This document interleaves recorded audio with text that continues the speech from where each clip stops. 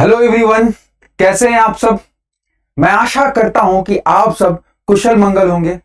आप में से कितने लोगों ने यूपीएससी मेंस 2023 का एथिक्स का पेपर, नीति शास्त्र का पेपर देखा है।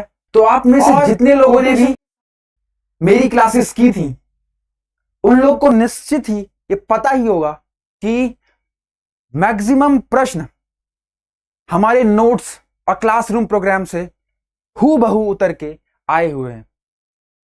हमने जो लॉस्ट सेशन किए थे, लाइव आंसर राइटिंग सेशंस, उसमें से तो बहुत सारे प्रश्न हूबहू जैसा हम लोगों ने क्लास में करवाया था वैसे ही प्रश्न यूपीएससी मेंस में पूछे गए। जैसे कि कॉर्पोरेट शासन व्यवस्था वाला प्रश्न हो, चाहे वो नैतिक सत्यनिष्ठा का योगदान कॉर्पोरेट शासन व्यवस्था में हो, चाहे दूसरा प्रश्न था इंटरनेशनल एड, अंतरराष्ट्रीय सहायता वाला प्रश्न हो, और सामाजिक पूंजी वाला, गुड गवर्नेंस वाला प्रश्न। ऐसे बहुत सारे प्रश्न हूबहू हमारे नोट्स से उतर के आए हुए हैं। तो दोस्तों, इसीलिए मैं बार बार आप लोगों से कह रहा था कि इस नोट्स को बहुत ही अच्छे से रिवाइज करिए, बार बार रिवाइज करिए और अपने मन पे कंट्रोल करिए। हमने कहा था कि अपने मन को दोस्त बनाइए। बंधुरात्मात् मनः तस्य एनात् मैवात् मनः जितः। हमने कहा था कि अपने मन को दोस्त बनाइए, अपने मन को कंट्रोल करिए और इन्हीं नोट्स को बार बार प्रैक्टिस करिए, बार बार याद करने का प्रयास करिए और देखिए सफलता निश्चित ही मिलेगी। क्यों? क्योंकि हम लोगों ने बहुत ही शोध करके, बहुत रिसर्च करके, बहुत ही एक्सटेंसिवली पूरे सिलेबस को कवर किया था। तो दोस्तों, उसी श्रृंखला में आज हम यूपीएससी मेंस 2023 का पेपर बहुत ही अच्छे से डिस्कस करने वाले हैं। हम ये देखेंगे भी कि हम लोगों ने क्या डिस्कस किया था और यूपीएससी ने क्या प्रश्न पूछा है। बहुत ही अच्छे से एक फ्रूटफुल सेशन हम लोग करने जा रहे हैं। तो बहुत ही आराम से बैठिए और इस पूरे सेशन को सुनिए अंतिम तक। निश्चित ही बहुत ही लाभ होगा आपको। पहले तो हम लोग देखते हैं कि जो हमारा यूपीएससी का जो सिलेबस है, हम लोग बहुत बेसिक से शुरू करेंगे और देखते हैं कि हमारे जो यूपीएससी सिलेबस में कौन कौन से बिंदु हैं। जैसे कि हमारे जो सैद्धांतिक पक्ष है, जो सेक्शन ए है यूपीएससी के सिलेबस का, उसमें जो पहला टॉपिक है नीति शास्त्र तथा मानवीय सहसंबंध, दूसरा टॉपिक है अभिवृत्ति। मेरे साथ रिपीट करिएगा, क्योंकि जितना आपको ये सिलेबस याद होगा उतना ही अच्छा आप और सटीक उत्तर लिख पाते। मैंने बताया था आप लोगों को कि सिलेबस का बहुत ही इंपॉर्टेंट रोल होता है। तीसरा टॉपिक है सिविल सेवा के लिए अभिक्षमता एवं अन्य आधारभूत मूल्य। चौथा टॉपिक था, कौन सा टॉपिक था चौथा? भावनात्मक समझ, संवेगात्मक बुद्धि। पांचवा टॉपिक है भारत तथा विश्व के नैतिक विचारक एवं दार्शनिकों का अध्ययन, दार्शनिक फिलोसफर्स का अध्ययन। फिर नेक्स्ट टॉपिक था सिविल सेवा के लिए मूल्य एवं नीति शास्त्र। और लास्ट टॉपिक था property in governance, that is शासन व्यवस्था में शुचिता। हालांकि वहां ईमानदारी है ट्रांसलेशन, लेकिन ज्यादा बेटर वर्ड था शुचिता। हम लोगों ने क्लासरूम में देखा है। फिर उसके बाद जो लास्ट टॉपिक है वो है केस स्टडीज के ऊपर, केस स्टडीज, मामला संबंधित अध्ययन के ऊपर। दोस्तों, इन 8 टॉपिक्स में पूरा एथिक्स का जो सिलेबस है संयोजित हुआ है पूरी तरीके से। हम लोगों ने देखा है कि ये जो टॉपिक नंबर 1 से 8 हैं, ये यूपीएससी का सिलेबस है ना। तो अब हम देखते हैं कि क्या ट्रेंड रहा है। नॉर्मली मैं अपने क्लासरूम्स में ये सब कुछ करता हूं और हम लोग देखते हैं कि कैसे कैसे यूपीएससी का जो पेपर है वो कैसे इवॉल्व हुआ है 2013 के बाद और अब 2023, लगभग 10 साल।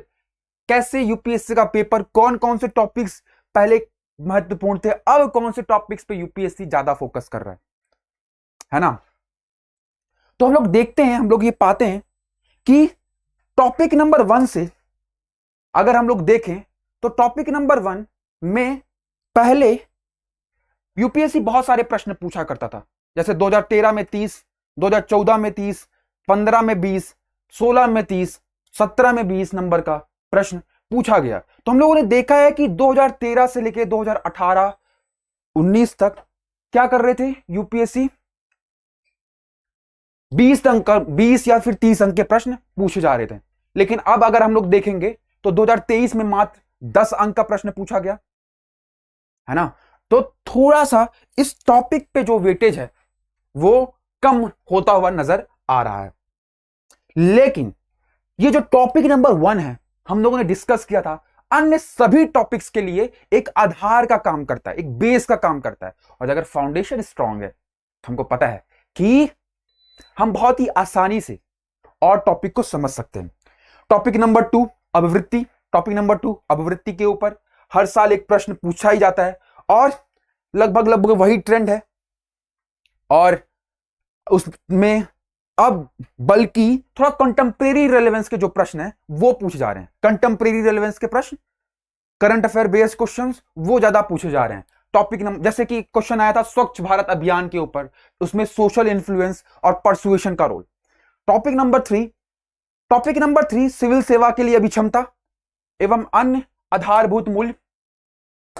इसमें अगर हम लोग देखेंगे हर साल प्रश्न पूछा जाता था, लेकिन इस साल प्रश्न डायरेक्टली नहीं आया है। लेकिन अगर हम पहला ही प्रश्न अगर देखते हैं तो मैंने कहा भी था आप लोगों से कि सर एंड मैम इंटीग्रिटी पे प्रश्न पक्का होगा, और कॉर्पोरेट शासन व्यवस्था से जोड़कर उन्होंने इंटीग्रिटी और पेशेवर दक्षता का प्रश्न इस बार पूछा है। तो अनरिलेटेड है, लेकिन टॉपिक नंबर 3 से इस बार डायरेक्ट प्रश्न नहीं आए। उसके बाद टॉपिक नंबर 4 भावनात्मक समझ।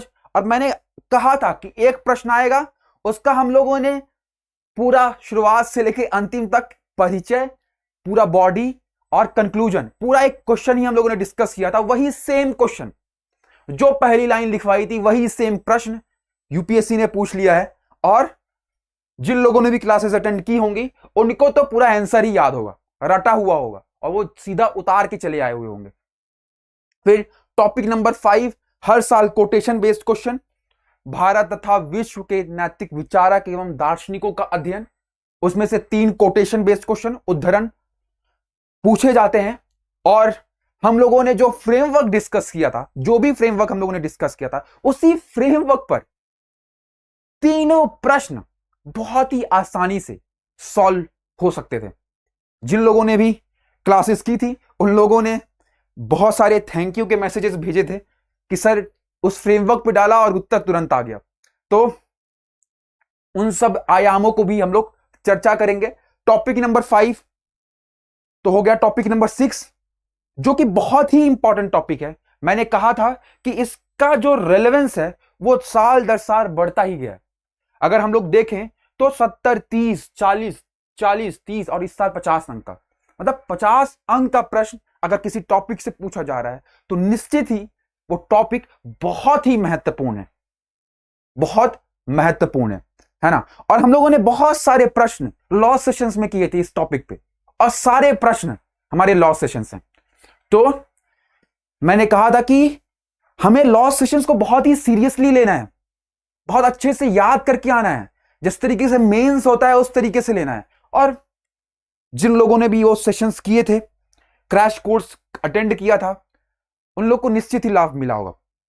और उसके बाद टॉपिक नंबर 7 जो है वो अगर हम लोग देखते हैं तो हम पाते हैं कि वो भी बहुत इंपॉर्टेंट है। लेकिन 2021 में कोई प्रश्न नहीं पूछा गया था, लेकिन 22 और 23 में 30 और 20 अंक के प्रश्न पूछे गए थे। फिर उसके बाद केस स्टडीज में से मतलब 6 केस स्टडीज पूछी जाती हैं और हर एक केस स्टडी 20 अंक की होती है। तो नॉर्मली यही ट्रेंड रहा है। जैसे कि अगर हम लोग देखते हैं सेक्शन ए और सेक्शन बी का जो ट्रेंड इवॉल्व हुआ है वो ऐसे इवॉल्व हुआ है कि 2013 में 125 अंक और 125 सेक्शन ए, 125 सेक्शन बी से प्रश्न पूछे गए थे। लेकिन वहीं अगर आगे हम लोग बढ़ते गए तो 2023 में अब एक ट्रेंड स्टैब्लिश हो गया है। कब से? लगभग 2017 से ये ट्रेंड स्टैब्लिश हो गया है कि 130 अंक का प्रश्न सेक्शन ए से और 120 अंक का प्रश्न सेक्शन बी से केस स्टडीज से पूछा जाता है। अब उसके बाद आते हैं हम लोग, और जब हम और भी सूक्ष्म विश्लेषण करते हैं, सूक्ष्म एनालिसिस करते हैं, तो हम पाते हैं, क्योंकि यूपीएससी का जो पेपर है, एथिक्स का जो पेपर है, हम लोग 12 घंटे के बाद 3 घंटे ऐसे, 3 घंटे GS1, 3 घंटे GS2, GS3, फिर GS4 लिखने का मौका मिलता है। मतलब जब तक एथिक्स का पेपर आता है तब तक हम लोग शारीरिक और मानसिक तौर पर थक जाते हैं।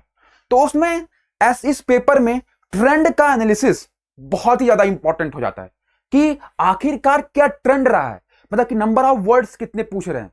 क्योंकि अगर नंबर ऑफ वर्ड्स बढ़ते जाएंगे तो क्या होगा, हमारे पास और समय कम होगा, और उसी हिसाब से हमको प्रैक्टिस भी बहुत ज्यादा करनी होगी। है कि नहीं, है कि नहीं, है ना। तो थ्योरी वाले अगर पोर्शन में देखेंगे तो हम पाते हैं कि 2013 में 318 शब्द, 2014 और 15 में अगर आप देखेंगे तो जो नंबर ऑफ वर्ड्स थे उनकी संख्या देखिए 538, 506, फिर उनकी संख्या कम कर दिया। लेकिन 2022 में फिर से जो वर्ड की जो संख्या थी वो 589 थी, और 2023 में जो इस साल का जो प्रश्न पेपर था उसमें 380 शब्द पेपर 4 में थ्योरी वाले पोर्शन में पूछा गया था। तो क्या समझ में आया इससे दोस्तों, कि यूपीएससी कंटिन्यूअसली इन अपने वर्ड लिमिट को बढ़ा रहा है, और इस साल तो थोड़ा वर्ड लिमिट कम कर दिया, लेकिन यूपीएससी 589 मतलब 590 शब्द तक पहुंचा है। मतलब हमको हमारी प्रैक्टिस 590 शब्द, यानी बहुत लेंदी पेपर। अगर आपको प्रैक्टिस करनी है तो आपको देखना है कि कैसा पेपर पूछा था, तो 2022 का पेपर जरूर देखिए, क्योंकि वो एक मानक के तौर पे है। अगर आप उस पेपर को अटेम्प्ट कर पा रहे हैं बहुत ही आसानी से, और हम लोगों ने क्लासरूम प्रोग्राम में 2022 के पेपर को बहुत अच्छे से सॉल्व किया था, और निश्चित ही अगर आपने 2022 का कर लिया तो 2023 का तो आपके लिए आसानी आपको लगा होगा। और वहीं केस स्टडीज में अगर देखें तो ट्रेंड अगर देखते हैं 1366, 1366, और अगर हम लोग 2022 का प्रश्न देखते हैं, पत्र देखते हैं, तो 2466, 1366, 2466, और 2023 में 1827, यानी कि लगभग 2000 के राउंड शब्दों का केस स्टडीज यूपीएससी पूछ रहा है। मतलब अपने आप में ही बहुत ही लेंदी पेपर आता है। मेरा बात करने का, इस पक्ष पे बात करने का अर्थ यही है कि पेपर काफी लेंदी हो रहा है, तो उसी हिसाब से, क्योंकि 12 घंटे बाद आपको पेपर लिखना है, तो आपको उसी हिसाब से सर एंड मैम क्या करना होगा, आपको अपने आप को रेडी रखना होगा। और अगर हम इसकी चीज को एक ग्राफ की मदद से समझते हैं तो देखते हैं कि 1366 2013 में, 2017 में 656, 19 में बढ़ा दिया 781, 22 में 2466, और 2023 में 1827। मतलब कि शब्दों की संख्या बढ़ रही है। 17 से 22 अगर देख लेंगे तो 23 में शब्दों की संख्या कम हुई है, लेकिन मोर और लेस एवरेज में अगर देखा जाए तो 2000 शब्द तब भी पूछे जा रहे हैं, जो कि अपने आप में ही बहुत ही लेंदी पेपर होता है। मानक के हिसाब से थोड़ा ज्यादा लेंदी होता है एथिक्स का पेपर। और वहीं अगर मान लीजिए अगर आप थ्योरी वाले पोर्शन को देखेंगे तो वहां पर भी आपको वही ट्रेंड मिलेगा कि 318, 2017 में 337, 19 में 2019 में 289, 2022 में 589, और 2023 में 380। मतलब कि शब्दों की संख्या बढ़ी है 2022, 2023। एक ट्रेंड यह है कि यूपीएससी जानबूझकर एक लेंदी पेपर बनाने का प्रयास करती है, ताकि जो आपके भीतर है वही बाहर निकल के आ जाए। और ऐसी हड़बड़ी में, जल्दीबाजी में, कि जब लोग देखते हैं कि पेपर बहुत लेंदी हो गया है तो लोग बहुत जल्दी लिखने का प्रयास करते हैं और उसमें बहुत सारी गलतियां कर बैठते हैं, और जिनकी प्रैक्टिस नहीं होती है उनका पेपर कभी कभार छूट भी जाता है, अक्सर ही छूट जाता है अगर कहें तो। अक्सर ही छूट जाता है, एक दो प्रश्न तो मैक्सिमम बच्चों के छूट जाते हैं। तो हमें कोशिश क्या करनी है, हमें कोशिश ये करनी है कि हम सफिशिएंट प्रैक्टिस करें, सफिशिएंट प्रैक्टिस करें। और उसी श्रृंखला में हम लोगों ने, मैंने ये लॉस्ट सेशंस स्टार्ट किए थे और लॉस्ट सेशन से बहुत सारे प्रश्न आए, आप लोगों ने बहुत प्रैक्टिस किया। Congratulations to all of you those who have attended crash course plus lost sessions. और बहुत सारे क्वेश्चंस तो हूबहू उतर के आए हुए हैं और पेपर लेंदी हो रहा है, टाइम कम होता है और इसलिए प्रैक्टिस बहुत जरूरी है 140 प्लस मार्क्स स्कोर करने के लिए, 140 के ऊपर मार्क्स स्कोर करने के लिए हमें प्रैक्टिस बहुत इंपॉर्टेंट है। और इसी संदर्भ में अब हम शुरू करते हैं यूपीएससी मेंस के पेपर का डिस्कशन। अगर हम पहला प्रश्न देखते हैं तो पहला प्रश्न है कि भारत में कॉरपोरेट शासन के संदर्भ में नैतिक ईमानदारी और पेशेवर दक्षता से आप क्या समझते हैं, उपयुक्त उदाहरण देकर स्पष्ट कीजिए। What do you understand by moral integrity and professional efficiency in context of corporate governance in India. Question किस पे है, कॉर्पोरेट गवर्नेंस पे, और किसका रोल पूछ रहा है, मोरल इंटीग्रिटी और प्रोफेशनल एफिशिएंसी, नैतिक ईमानदारी और पेशेवर दक्षता। और हम लोगों ने क्लास में डिस्कस किया था कि इंटीग्रिटी का जो ट्रांसलेशन होता है वो क्या होता है, सत्यनिष्ठा। क्या होता है दोस्तों, सत्यनिष्ठा। लेकिन यहां जो ट्रांसलेशन इन्होंने किया है, क्या किया है, नैतिक ईमानदारी।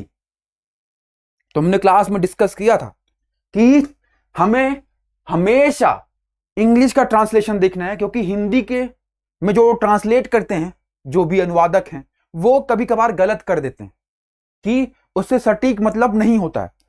तो हम लोग इंग्लिश का जो वर्डिंग है उससे जाएंगे।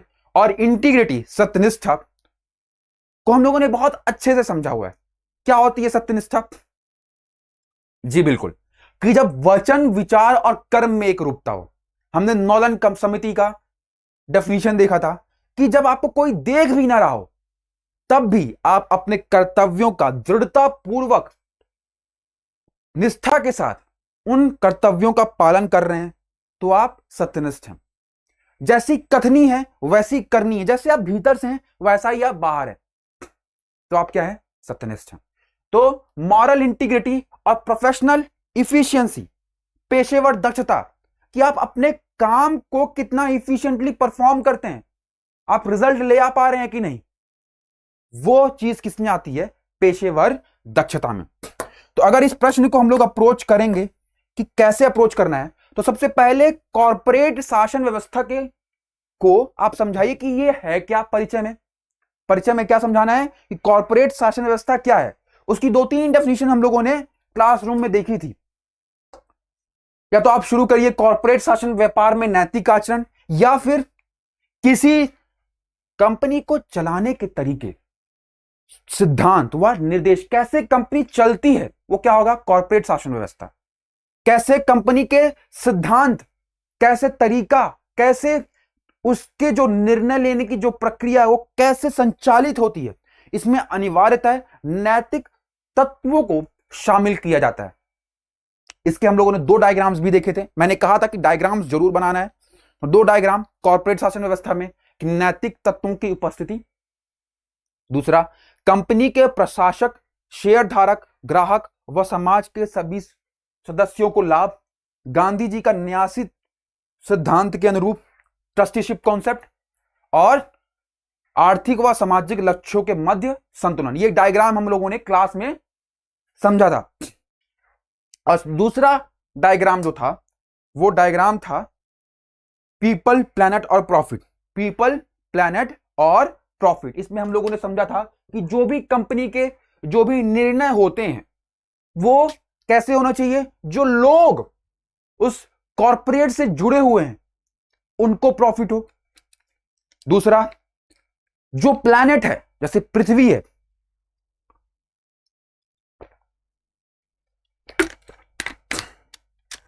जो पृथ्वी है, जो ग्रह है, उसको लाभ पहुंचे, और तीसरा जो कंपनी है उसको लाभ पहुंचे। इन तीनों के समावेश में क्या बनता है? कॉर्पोरेट गवर्नेंस, कॉर्पोरेट शासन व्यवस्था।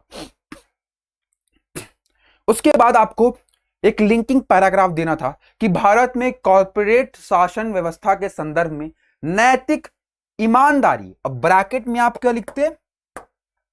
इंटीग्रिटी। आप बता दो एग्जामिनर को कि सर मुझे समझ में आ गया है सर, मैंने तो समझ लिया, भले ही अनुवादक ने गलत कर दिया लेकिन मुझे समझ में आ गया।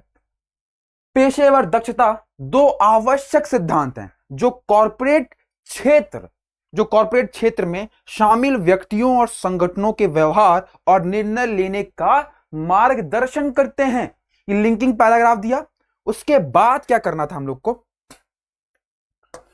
हमको ये बताना था कि कैसे नैतिक ईमानदारी यानी कि सत्यनिष्ठा जो की बात हम कर रहे हैं उसमें कॉर्पोरेट निर्णय लेने और व्यवहार के सभी पहलुओं में नैतिक मूल्यों का दृढ़ता से पालन, भले ही चाहे कोई देख भी ना रहा हो, भले ही चाहे कोई देख भी ना रहा हो। यह लाइन बहुत ही ज्यादा इंपॉर्टेंट है। मैंने कहा था कि जब भी हम सत्यनिष्ठा की बात करेंगे तो ये वाली लाइन जरूर लिखेंगे कि भले ही चाहे कोई देख भी ना रहा हो, तब भी आप अपने वचन विचार और कर्म में आपके एक रूपता है, तब भी आप अपने कर्तव्यों का दृढ़ता पूर्वक पालन कर रहे हैं। इसको क्या कहेंगे? सत्यनिष्ठा। और जब इसका है तो आप बताएंगे कि कौन कौन से उदाहरण हो सकते हैं, ऐसी कौन सी कंपनीज है जो नैतिक ईमानदारी, मॉरल इंटीग्रिटी का पालन करती हैं,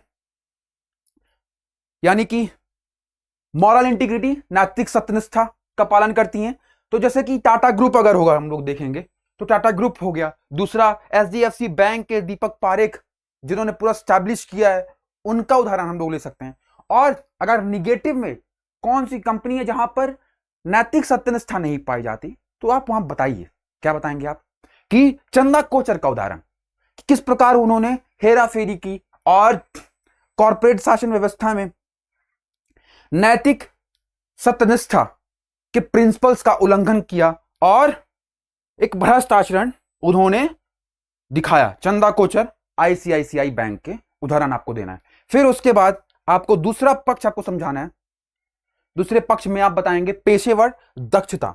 बताएंगे कि पेशेवर दक्षता क्या होती है। क्या होती है कि यह व्यक्तियों और संगठनों के उनके संचालन, संसाधनों और जिम्मेदारियों को प्रभावी ढंग से और कुशलता से प्रबंधित करने की क्षमता को संदर्भित करता है। कैसे आप कम रिसोर्सेज में भी ज्यादा आउटपुट लेके आ रहे हैं, कम टाइम में ज्यादा आउटपुट लेके आ रहे हैं, उसके लिए आप कंटिन्यूअस इनोवेशन कर रहे हैं। जैसे गूगल का ऑटोमेशन हो गया, वो क्या होगा? पेशेवर दक्षता का उदाहरण है।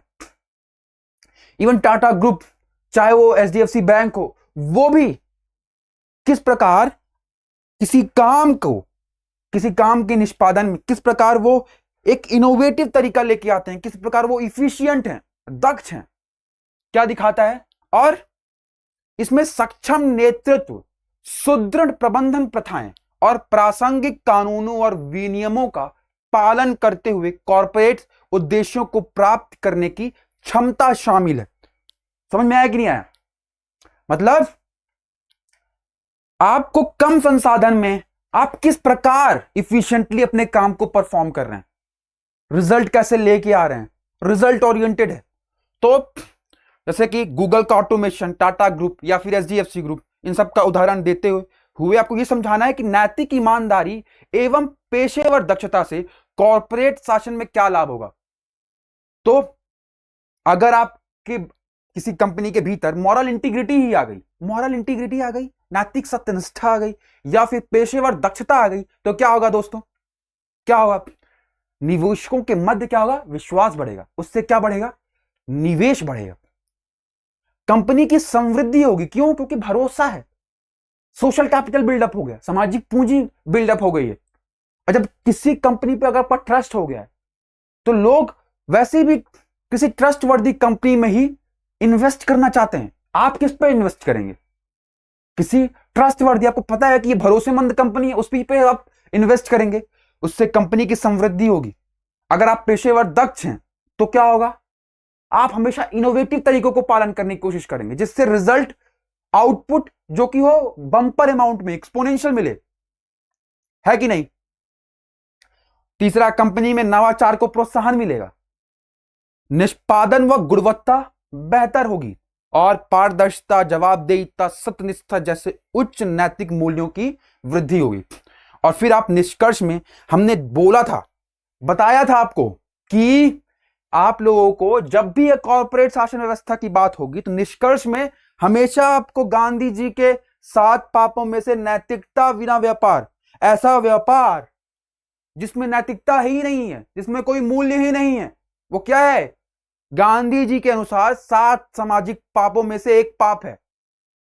तो आपको बताना है कि नैतिकता बिना व्यापार के बारे में आपको डिस्कस करना है निष्कर्ष में, या फिर उदय कोटक कमेटी की रिपोर्ट के बारे में जो कि हम लोगों ने क्लास में डिस्कस किया था, कि या तो इसके बारे में आप डिस्कस करेंगे, और दोनों में से कोई एक या फिर दोनों ही आप निष्कर्ष लेते हुए इस प्रश्न को कंक्लूड करेंगे। तो हमने समझा कि किस प्रकार मॉरल इंटीग्रिटी, मतलब जब भी कोई आपको देख भी न रहा हो तब भी आप अपने कर्तव्यों का दृढ़तापूर्वक सत्यनिष्ठा के साथ, निष्ठा के साथ पालन कर रहे हैं, तो इस में क्या होगा कि आप हमेशा बेहतर करने का प्रयास करेंगे। पेशेवर दक्षता, यानी कि आप अपने काम में एफिशिएंट हैं, दक्ष हैं, और उसके लिए आप हमेशा इनोवेशन, हमेशा आउटपुट इंक्रीज करने के लिए कम रिसोर्सेज में किस प्रकार से बेहतर रिजल्ट प्रोड्यूस किया जा सकते, उसके बारे में आप प्रयास कर रहे हैं। इन दोनों का योगदान शासन व्यवस्था में क्या होगा, और हम लोगों ने लास्ट में देख लिया, और उसके बाद हम लोग निष्कर्ष करेंगे। तो एक इंट्रो, बॉडी, कंक्लूजन, परिचय, शरीर और निष्कर्ष, पूरा हम लोगों ने एक स्ट्रक्चरल आंसर को डिस्कस किया। आपको भी यूपीएससी में यही करना था, और हम लोगों ने लॉ सेशंस में तो बहुत सारे ऐसी प्रैक्टिसेस की हैं। अब हम आते हैं दूसरा प्रश्न। दूसरा प्रश्न है दोस्तों, दूसरा प्रश्न क्या है, और देखिए यही सेम चीज हम लोगों ने क्लास नोट्स में लिखवाया था। मैं दिखाने का पर्पज सिर्फ इतना है कि आप लोग देखिए कि जो प्रश्न, जो चीजें हम लोगों ने डिस्कस करी थी, हूबहू उन्हीं प्रश्नों को, उन्हीं आयामों को यूज करते हुए हम लोगों ने उत्तर किया। मतलब प्रश्न आया, हमने वही कंटेंट को मोल्ड करके उत्तर देने का प्रयास किया। क्योंकि मॉरल इंटीग्रिटी हम लोग कहां पढ़े थे, टॉपिक नंबर 3 में पढ़ा था हम लोगों ने, और टॉपिक नंबर 6 का प्रश्न कॉर्पोरेट शासन व्यवस्था है। तो टॉपिक नंबर 3 और टॉपिक नंबर 6 को यूपीएससी ने कंबाइन किया है, तो हमें पता होना चाहिए कि किस प्रकार उसी कंटेंट को कैसे मोल्ड करके क्वेश्चन की डिमांड के अनुसार आपको उत्तर देना है। दूसरा प्रश्न देखते हैं। दूसरा प्रश्न तो हम लोगों ने नोट्स में ही लिखा था, और जिस तरीके से भूमिका, 6 पॉइंट्स और जो निष्कर्ष हम लोगों ने लिखा था, अगर किसी ने उसको याद भी किया होता तो बहुत ही आसानी से वो उत्तर लिख पाता। चलिए प्रश्न को पहले पढ़ते हैं, फिर देखेंगे भी कैसे उस उत्तर को, इसको हम एड्रेस कर सकते हैं। संसाधन के अभाव से ग्रस्त, संसाधन के अभाव से ग्रस्त राष्ट्रों की मदद के लिए अंतरराष्ट्रीय सहायता एक स्वीकृत व्यवस्था है। स्वीकृत व्यवस्था है? समसामयिक अंतरराष्ट्रीय सहायता में नैतिकता पर टिप्पणी कीजिए, अपने उत्तर को उचित उदाहरणों द्वारा पुष्ट कीजिए। International aid is an accepted form of helping resource challenge. Resource challenge,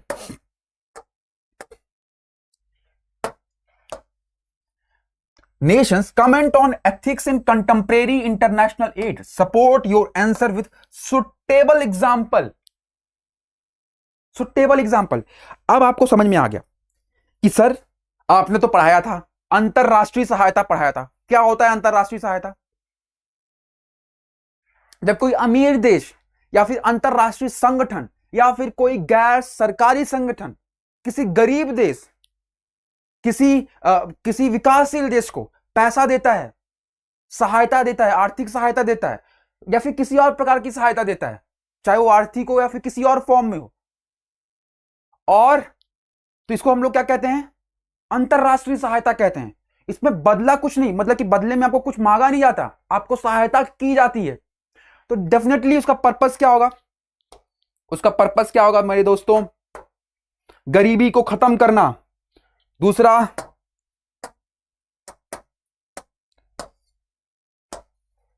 तो आपको सबसे पहले परिचय अगर आपको देते तो आप बताते कि अंतरराष्ट्रीय सहायता क्या है, अंतरराष्ट्रीय सहायता क्या है, उसका क्या पर्पस है।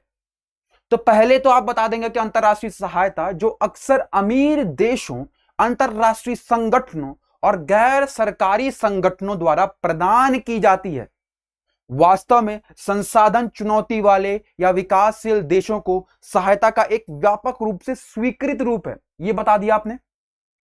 इसका लक्ष्य गरीबी को कम करना, विकास को बढ़ावा देना और मानवीय संकटों का समाधान करना है। और फिर उसके बाद जो 3 किताबें हम लोगों ने क्रैश कोर्स में डिस्कस किया था, बताते कि ये जो पर्पस, इनका जो डिजायरेबल पर्पस था, जो वांछनीय पर्पस था, जो लक्ष्य था, वो एक्चुअली में उसके अंतर्निहित कुछ और भी लाभ वो लोग सीख करते हैं, जो कि बहुत सारी किताबों के द्वारा स्पष्ट है। किताबों का नाम जैसे कि elusive quest for growth by William Easterly, दूसरा the dead aid Dambisa Moyo, और तीसरा white man's burden William Easterly. इन तीनों किताबों के बारे में आपको बताना था कि जो एड मिलती है, जो सहायता मिलती है, उसके अंतर्निहित कुछ लाभ वो कंपनी, वो जो अंतरराष्ट्रीय संगठन है या फिर विकास जो डेवलप्ड कंट्री है, वो क्या करती हैं, जो अमीर देश हैं वो क्या करते हैं, वो कुछ लाभ ढूंढते हैं, अपना कुछ पर्पस सर्च करते हैं और उस पर्पस के अनुसार वो कार्य करते हैं। तो किसी ने ठीक कहा है कि भाई कुछ भी मुफ्त में नहीं मिलता मेरे दोस्तों। तो हालांकि वर्ल्ड बैंक और आईएमएफ का अगर हम उदाहरण देखेंगे तो वो भी हमारे से भी, जब उन्होंने 1991 में रिफॉर्म की बात करी थी तो वॉशिंगटन रिफॉर्म की बात करी थी, और जिसमें कि और इवन बहुत सारी कंट्रीज में जब वो पैसा देते हैं तो चाहते हैं कि वॉशिंगटन रिफॉर्म हो, पूंजीवाद को बढ़ावा मिले, कैपिटलिस्ट सोसाइटी हो। होता है कि नहीं होता? इवन सीरिया का एक प्रोग्राम है, कैश फॉर वर्क प्रोग्राम है, जिसमें वो मदद तो मानवीय मदद तो कर रहे हैं, लेकिन सीरियन सरकार की संप्रभुता, सॉवरेंटी ऑफ सीरियन गवर्नमेंट को वायलेट कर रहे हैं, उनके अगेंस्ट में काम करते हैं। तो ऐसी बहुत सारी रिपोर्ट्स आई हैं। तो अब अगर किसी सरकार की सॉवरेंटी को ही आप नहीं मान रहे हैं तो जाहिर सी बात है, कुछ हम लोगों ने देखा है कि कुछ कंट्रीज पैसा देती हैं आतंकवादी गतिविधियों को बढ़ावा देने के लिए। हम लोगों ने देखा है, हम लोगों ने चाइना का उदाहरण देखा है, किस प्रकार श्रीलंका को डेब्ट ट्रैप ने फंसा दिया। इवन बहुत सारी कंट्रीज को डेब्ट ट्रैप डिप्लोमेसी चाइना की। तो ये सब क्या है कि आपको सहायता तो दे रहे हैं सर एंड मैम, लेकिन आपको हम अपने अधीन बना लेंगे। अफ्रीकन कंट्रीज का उदाहरण, बहुत सारे उदाहरण हम लोगों ने डिस्कस किए थे, लगभग 7-8 उदाहरण हम लोगों ने डिस्कस किया था, 6 पॉइंट्स में हम लोगों ने लिखा था उसको। तो अफ्रीका का उदाहरण सबसे ज्यादा धनराशि पाने वाला कंटिनेंट है, बहुत सारा पैसा मिलता है, लेकिन आज भी बहुत गरीब है। क्यों? क्योंकि उस कंट्रीज के अधीन बन गया है, उनकी क्षमता निर्माण पे कोई कार्य नहीं हुआ है, बल्कि उनको क्या कर दिया है, उन कंट्रीज को उनके अधीन बना दिया है।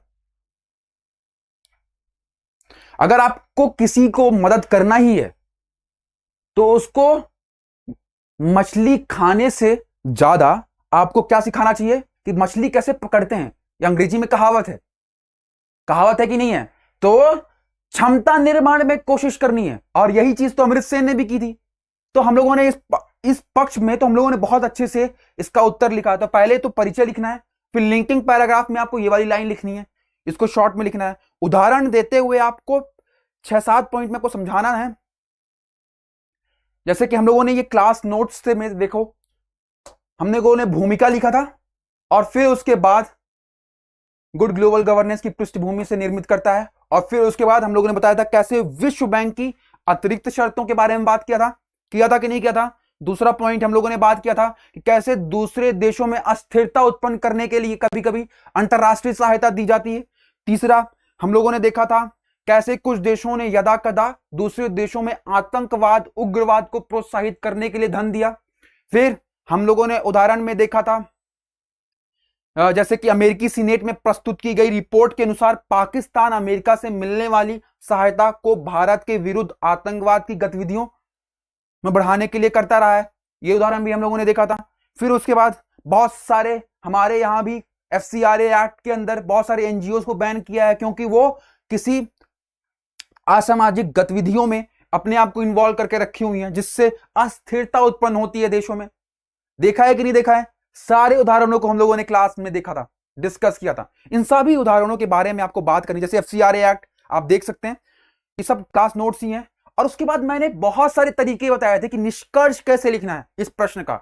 और देखो, प्रश्न भी वही है, उत्तर भी वही है, सब कुछ वही था, मतलब हूबहू उतार के चले आना था। सेम क्वेश्चन, सेम लैंग्वेज, सब कुछ उतार के चले जाते आप।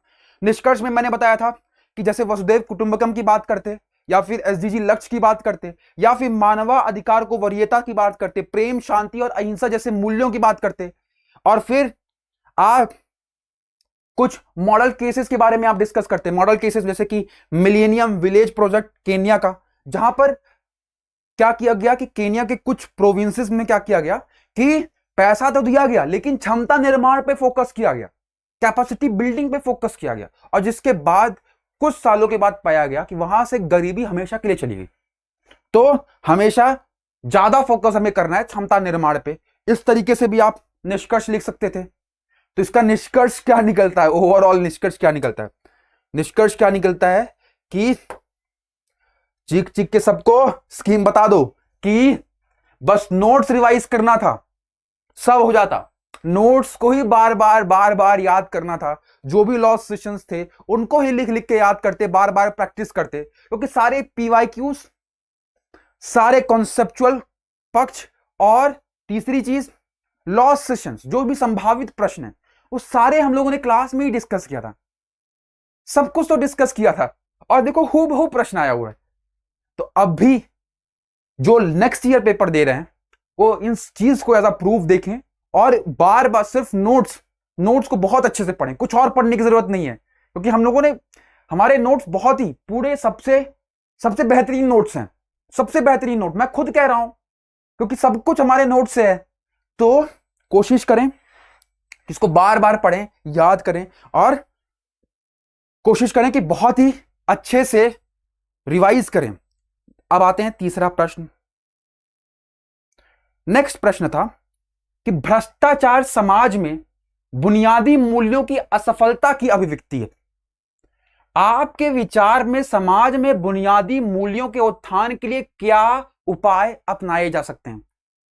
Question number 2A, corruption is a manifestation of the failure of core values in the society. In your opinion, what measures can be adopted to uplift the core values in the society? अब मेरा प्रश्न आप लोगों से, प्रश्न क्या है कि कौन सा टॉपिक का प्रश्न है? टॉपिक नंबर 6, टॉपिक नंबर 7, या फिर टॉपिक नंबर 1? जी बिल्कुल, कुछ लोगों ने बिल्कुल सही जवाब दिया है कि टॉपिक नंबर 1 पे हुआ। बहुत सारे लोग कंफ्यूज भी थे, क्यों? क्योंकि यहां पर करप्शन लिख दिया है, और यूपीएससी इतना चालू तरीके से इस चीज को उन्होंने इनकॉर्पोरेट करने की कोशिश की है। एक ही प्रश्न है 2017, 2022, 2023 लॉस सेशन हम लोगों ने डिस्कस किया था कि कैसे बिलीफ, विश्वास से वैल्यूज बनते हैं, मूल्य बनते हैं, मूल्य जो कि वांछनीय है, जो कि डिजायरेबल है। और वही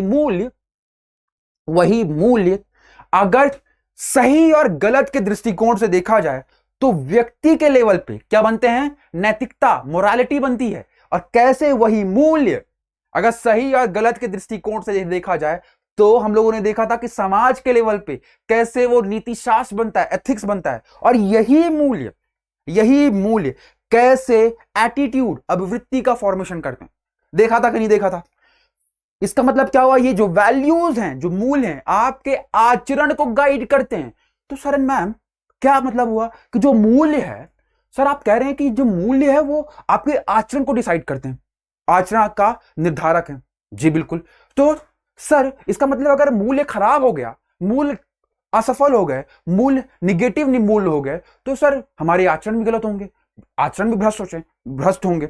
बिल्कुल सही। मतलब क्या हुआ कि मूल्य जो है एक प्राइम इंपॉर्टेंस है। Values are most important thing, values are most important thing my dear friends. अगर ये खराब हो गए तो आचरण भी खराब होंगे, ये देखा था क्लास में। और फिर मैंने एक प्रश्न करवाया था एपीजे अब्दुल कलाम का कोट, एपीजे अब्दुल कलाम का कोट जो कि 2017 में पूछा गया, 2022 में पूछा गया, अब 2023 में उसको घुमा के फिर से पूछ लिया गया। प्रश्न वही है, हम देखेंगे प्रश्न वही है, लेकिन शब्द बदल दिए गए। और जिन्होंने भी लॉ सेशन किया होगा उन्होंने तो क्या है, उन लोगों ने तो पूरा प्रश्न बहुत ही मक्खन मार के बहुत ही अच्छे से लिखा होगा, सारे आयामों पे एड्रेस किया होगा। Congratulations to all of you those who have attended the law sessions and crash course program. Now let us सी।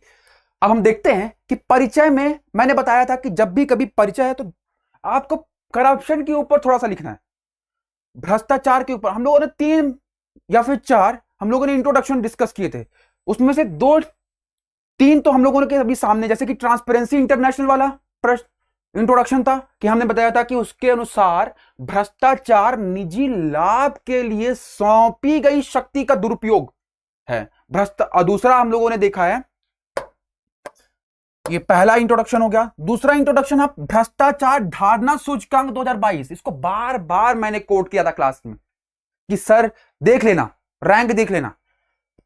भ्रष्टाचार धारणा सूचकांक 2022 में भारत 180 देशों में 85 स्थान पर था, 85 स्थान पे था। अब तीसरा उदाहरण क्या होगा, हम लोगों ने देखा क्या, भ्रष्टाचार की कीमत गरीबों को चुकानी पड़ती है। ये किसका है, पॉप फ्रांसिस का कोट था। तो तीनों में से या तो आप करप्शन परसेप्शन इंडेक्स लिखते थे, ट्रांसपेरेंसी इंटरनेशनल का इंट्रोडक्शन लिखते, या फिर भ्रष्टाचार की कीमत गरीबों को चुकानी पड़ती है, पॉप फ्रांसिस का कोट। इन तीनों कोटेशन में से कोई एक लिखते और आगे बढ़ते, 2-3 लाइन में इंट्रोड्यूस करते, परिचय बताते, और फिर बॉडी के पार्ट में आते, बॉडी के पार्ट में आते और बॉडी में आप समझाते कि कैसे हमने डिस्कस किया था कि जो समाजीकरण के जितने भी कारक थे, मैंने कहा था कि चाहे वो वैल्यूज को चेंज करने का हो, चाहे वो एटीट्यूड चेंज करने का हो, चाहे वो मोरालिटी चेंज करने का हो, चाहे वो एथिक्स चेंज करने का होगा, प्रश्न कुछ भी होगा, शुरुआत के 5-6 पॉइंट तो आपके सेम रहेंगे। मैंने बोला था क्या, बोला था कि नहीं बोला था, समाजीकरण के वो सारे पॉइंट्स आपको लिख देने हैं, लिख देने हैं, बताया था कि नहीं बताया था, तो आपको बस वो करना था। तो हमने कैसे बिलीफ, वैल्यूज, मॉरल्स, एथिक्स और एटीट्यूड, एक ही, जब हम लोगों ने एटीट्यूड के बाद वाली जो लॉ सेशन हम लोगों ने अटेंड मतलब किया था हम लोगों ने, तो उसमें हम लोगों ने देखा था कि नहीं देखा था, देखा था, बिल्कुल देखा था। और उसी एक कॉन्सेप्ट से हमने बहुत सारे कॉन्सेप्ट्स को इंटरलिंक किया था कि नहीं किया था, बहुत सारे उदाहरणों से समझा था।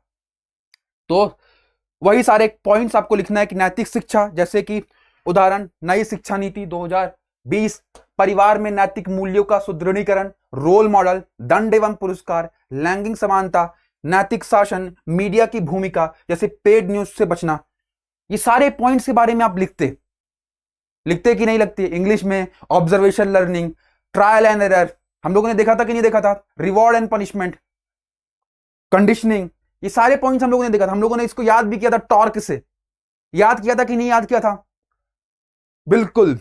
तो वही सारे पॉइंट्स आपको लिखना है।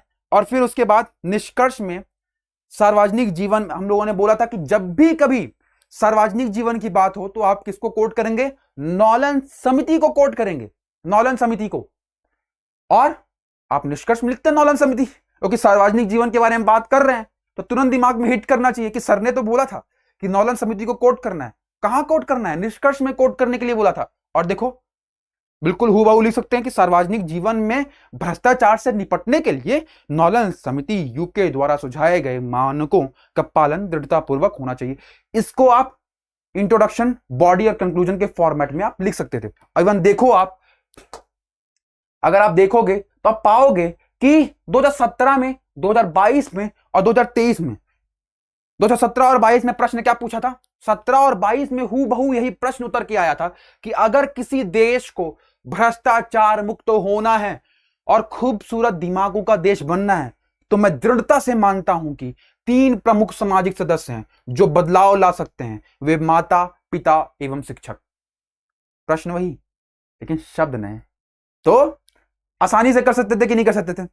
बिल्कुल। तो इसका क्या निष्कर्ष निकलता है कि बापूजी कह रहे हैं कि बेटा भगवान सर के नोट्स पढ़ लेते तो बहुत ही आसानी से एथिक्स का पेपर और 140 प्लस, तो मतलब आप टारगेट तो बहुत आसानी से कर सकते थे और मार्क्स आना तो मतलब बहुत कुछ लक पे भी डिपेंड करता है, लेकिन अपना बेस्ट तो आप करके आ जाते। बेस्ट तो करना ही था। और बहुत सारे बच्चों ने, बहुत बच्चों का एथिक्स का पेपर तो बहुत अच्छा हुआ है, जिन्होंने भी क्लासेस की थी उनका तो पेपर बहुत अच्छा हुआ है। उसके बाद हम आते हैं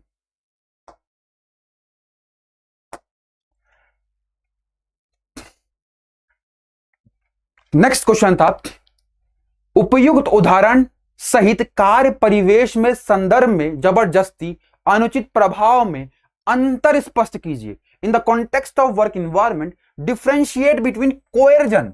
क्या? डिफरेंशिएट बिटवीन कोएर्जन जबरदस्ती और अनड्यू इन्फ्लुएंस अनुचित प्रभाव विद सुटेबल एग्जांपल्स। बार बार लिख रहा है यूपीएससी की भैया with suitable examples, with suitable examples. क्या बताना चाहता है यूपीएससी? यूपीएससी पूछना चाहता है कि आप एग्जांपल्स, बिना एग्जांपल्स के यूपीएससी एथिक्स का पेपर नहीं सॉल्व हो सकता। और हम लोगों ने एटीट्यूड वाले टॉपिक पे और वर्क कल्चर वाले टॉपिक पे, इस टॉपिक पे ब्रेनस्टॉर्मिंग की थी कि नहीं की थी? और मैंने बोला था कि कुछ कुछ क्वेश्चंस यूपीएससी हर साल कुछ कॉमन सेंस बेस पे पूछ लेता है, कुछ उल्टा करके पूछ लेगा, और उसमें बस आपको अपना प्रेजेंस ऑफ माइंड बना के रखना है, प्रेजेंस ऑफ माइंड बना के रखना है। कुछ कॉमन सेंस पे क्वेश्चन आते हैं। लॉ सेशन में ब्रेनस्टॉर्मिंग करवाई थी कि नहीं करवाई थी? लॉ सेशन में ब्रेनस्टॉर्मिंग करवाई थी, और जिन्होंने उस ब्रेनस्टॉर्मिंग में बहुत सारे बच्चे उस टाइम पे आंसर नहीं कर पा रहे थे, लेकिन ब्रेनस्टॉर्मिंग करने के बाद जाहिर सी बात है बहुत सारे बच्चे बहुत ही अच्छा उत्तर लिख के आए होंगे। और कॉन्ग्रेचुलेशंस टू ऑल ऑफ दोस्त जिन्होंने अच्छे से लिखा है इस प्रश्न को। तो परिचय में, चूंकि परिचय में जबरदस्ती और दूसरा क्या है, अनुचित प्रभाव के बारे में क्वेश्चन है, तो हमें क्या करना है कि पहले उनके रोल के बारे में डिस्कस करना है कार्य परिवेश में, ताकि बॉडी में हम उसको अच्छे से डिस्क्राइब कर पाए, बॉडी में अच्छे से डिस्क्राइब करवाएं। जैसे कि परिचय में लिखना था कि कार्य परिवेश में जबरदस्ती और अनुचित प्रभाव दोनों ऐसी स्थितियां हैं जहां एक पक्ष दूसरे पर दबाव या नियंत्रण डालता है, लेकिन वे प्रकृति और प्रभाव की डिग्री के साथ साथ उनके नैतिक निहितार्थों के संदर्भ में भिन्न होते हैं। मतलब क्या समझ में आया आपको? क्या समझ में आया? आपने कॉन्टेक्स्ट स्टैब्लिश कर दिया। उसके बाद बॉडी वाले पार्ट में आपको लिखना था कि जबरदस्ती क्या है। तो किसी को उसकी इच्छा के विरुद्ध कुछ करने के लिए मजबूर कर देना। बंदूक तान दिए भैया आप करना पड़ेगा, जब करना पड़ेगा वाला भाव आ जाता है, जबरदस्ती कि कुछ आप जबरदस्ती करवाना चाहते हैं, चाहे वो नौकरी से निकालने की धमकी हो, चाहे वो यौन जबरदस्ती हो। जैसे हम लोगों ने देखा था कि हम लोग अक्सर ही देखते हैं कि यौन जबरदस्ती होती है, सेक्सुअल हैरेसमेंट होते हैं, और उसी के अनुरूप विशाखा गाइडलाइंस भी फॉर्म करी हैं, prevention of sexual harassment act, posh act. उसके बाद शारीरिक धमकी, हम लोगों ने अभी एक उदाहरण देखा था, अभी कुछ टाइम पहले एक न्यूज आई थी कि किस प्रकार एक कपल ने एक मेड को रखा जो कि शायद 10 साल की थी, और उसको बहुत ही प्रताड़ित किया। वर्क कल्चर खराब है, खराब हो गया वर्क कल्चर। मतलब आप प्रताड़ित कर रहे हैं, शारीरिक धमकी दे रहे हैं। उदाहरण के लिए जैसे couple thrashed held for torturing 10 year old, 20 जुलाई 2023 की न्यूज थी, बहुत फेमस न्यूज हो गई थी उस टाइम पे। और वेतन कटौती का खतरा दे रहे हैं। कोविड-19 में बहुत सारे उदाहरण हम लोगों ने देखे हैं, यही बताया कि आपकी वेतन की कटौती होगी, ज्यादा से ज्यादा काम करवाया गया, बहुत सारे न्यूज आई, बहुत सारी रिपोर्ट्स आई, तो ये सब क्या दिखाता है? जबरदस्ती के बहुत सारे उदाहरण दिखाते हैं। वैसे ही अनुचित प्रभाव के बारे में आपको बताना था कि इसमें किसी की निर्णय लेने की प्रक्रिया में हेरफेर करना, निर्णय लेने की प्रक्रिया में हेरफेर करना, उसकी भेदता, किसी की वल्नरेबिलिटी आप जान गए, भाई इसकी ये कमजोरी है, और कमजोरी का आप उपयोग कर रहे हैं, उसकी कमजोरी का उपयोग कर रहे हैं, लाभ उठा रहे हैं, उस किसी के कोई आप पे विश्वास करता है, किसी का विश्वास जीता, और फिर उसे विश्वास के बलबूते पे आपने क्या किया? उसके साथ विश्वासघात कर दिया, विश्वासघात कर दिया। उसको आप ज्यादा से ज्यादा आप काम दे रहे हैं और उससे आप ज्यादा से ज्यादा काम निकलवाने का प्रयास कर रहे हैं। नॉर्मल टाइम है 10 से 6 का, आप बोल रहे हैं कि भैया 8 बजे तक बैठना पड़ेगा। क्यों? क्योंकि भैया हम पे तुम्हारा विश्वास काफी ज्यादा है। और प्राधिकार, प्राधिकार अथॉरिटी, मतलब आप अपनी अथॉरिटी का यूज कर रहे हैं, गलत इस्तेमाल कर रहे हैं, तो भले वो स्पष्ट धमकी शामिल ना होगी, लेकिन कुछ अनुचित प्रभाव डालने का प्रयास करेंगे। इसमें स्पष्ट धमकी या बल शामिल नहीं होता। जैसे चालाकीपूर्ण पर्यवेक्षण, सुपरवाइज, अगर मान लीजिए आप कोई सुपरवाइजर है, बार बार आपकी अच्छी तारीफ कर रहा है, अच्छी तारीफ कर रहा है, अब तारीफ तो वो कर रहा है आपकी, लेकिन अब आपको कहता है कि तारीफ करते करते आपको, अब आप खुश हो रहे हैं, लेकिन अब उसी हिसाब से उसी तारीफ के बलबूते पे आपसे बहुत ज्यादा काम करवाने लग गया, एक्स्ट्रा आवर्स पुट इन करने के लिए कह रहा है, और जो उसका काम नहीं भी है वो भी आपसे काम करवा रहा है, तारीफ कर करके। होता है क्या? ये अनुचित प्रभाव है। दूसरा, जैसे भावनात्मक हेरफेर, दोस्ती कर ली आपसे, और आप किसी कंपनी में काम कर रहे हैं, आपकी दोस्ती कर ली, और आप किसी पोजीशन में, और उस पोजीशन के अनुसार उससे आपकी जो सीक्रेट्स है कंपनी के, वो निकलवाने का प्रयास कर रहा है। होता है, अक्सर ही होता है।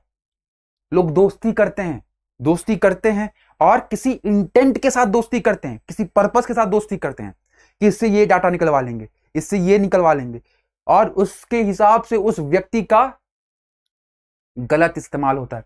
होता है कि नहीं होता है दोस्तों? तीसरा, अनफेयर प्रमोशन, अनुचित उन्नति, कि आपको प्रमोशन दे दिया, फिर आपसे सेक्सुअल फेवर मांग रहे हैं, बोलते हैं कि क्विड प्रो क्वो, बदले में कुछ मांग रहे हैं। तो ये ऐसी भी चीजें हम लोग देखने को मिलती है, हम लोग को मिलती है कि नहीं मिलती?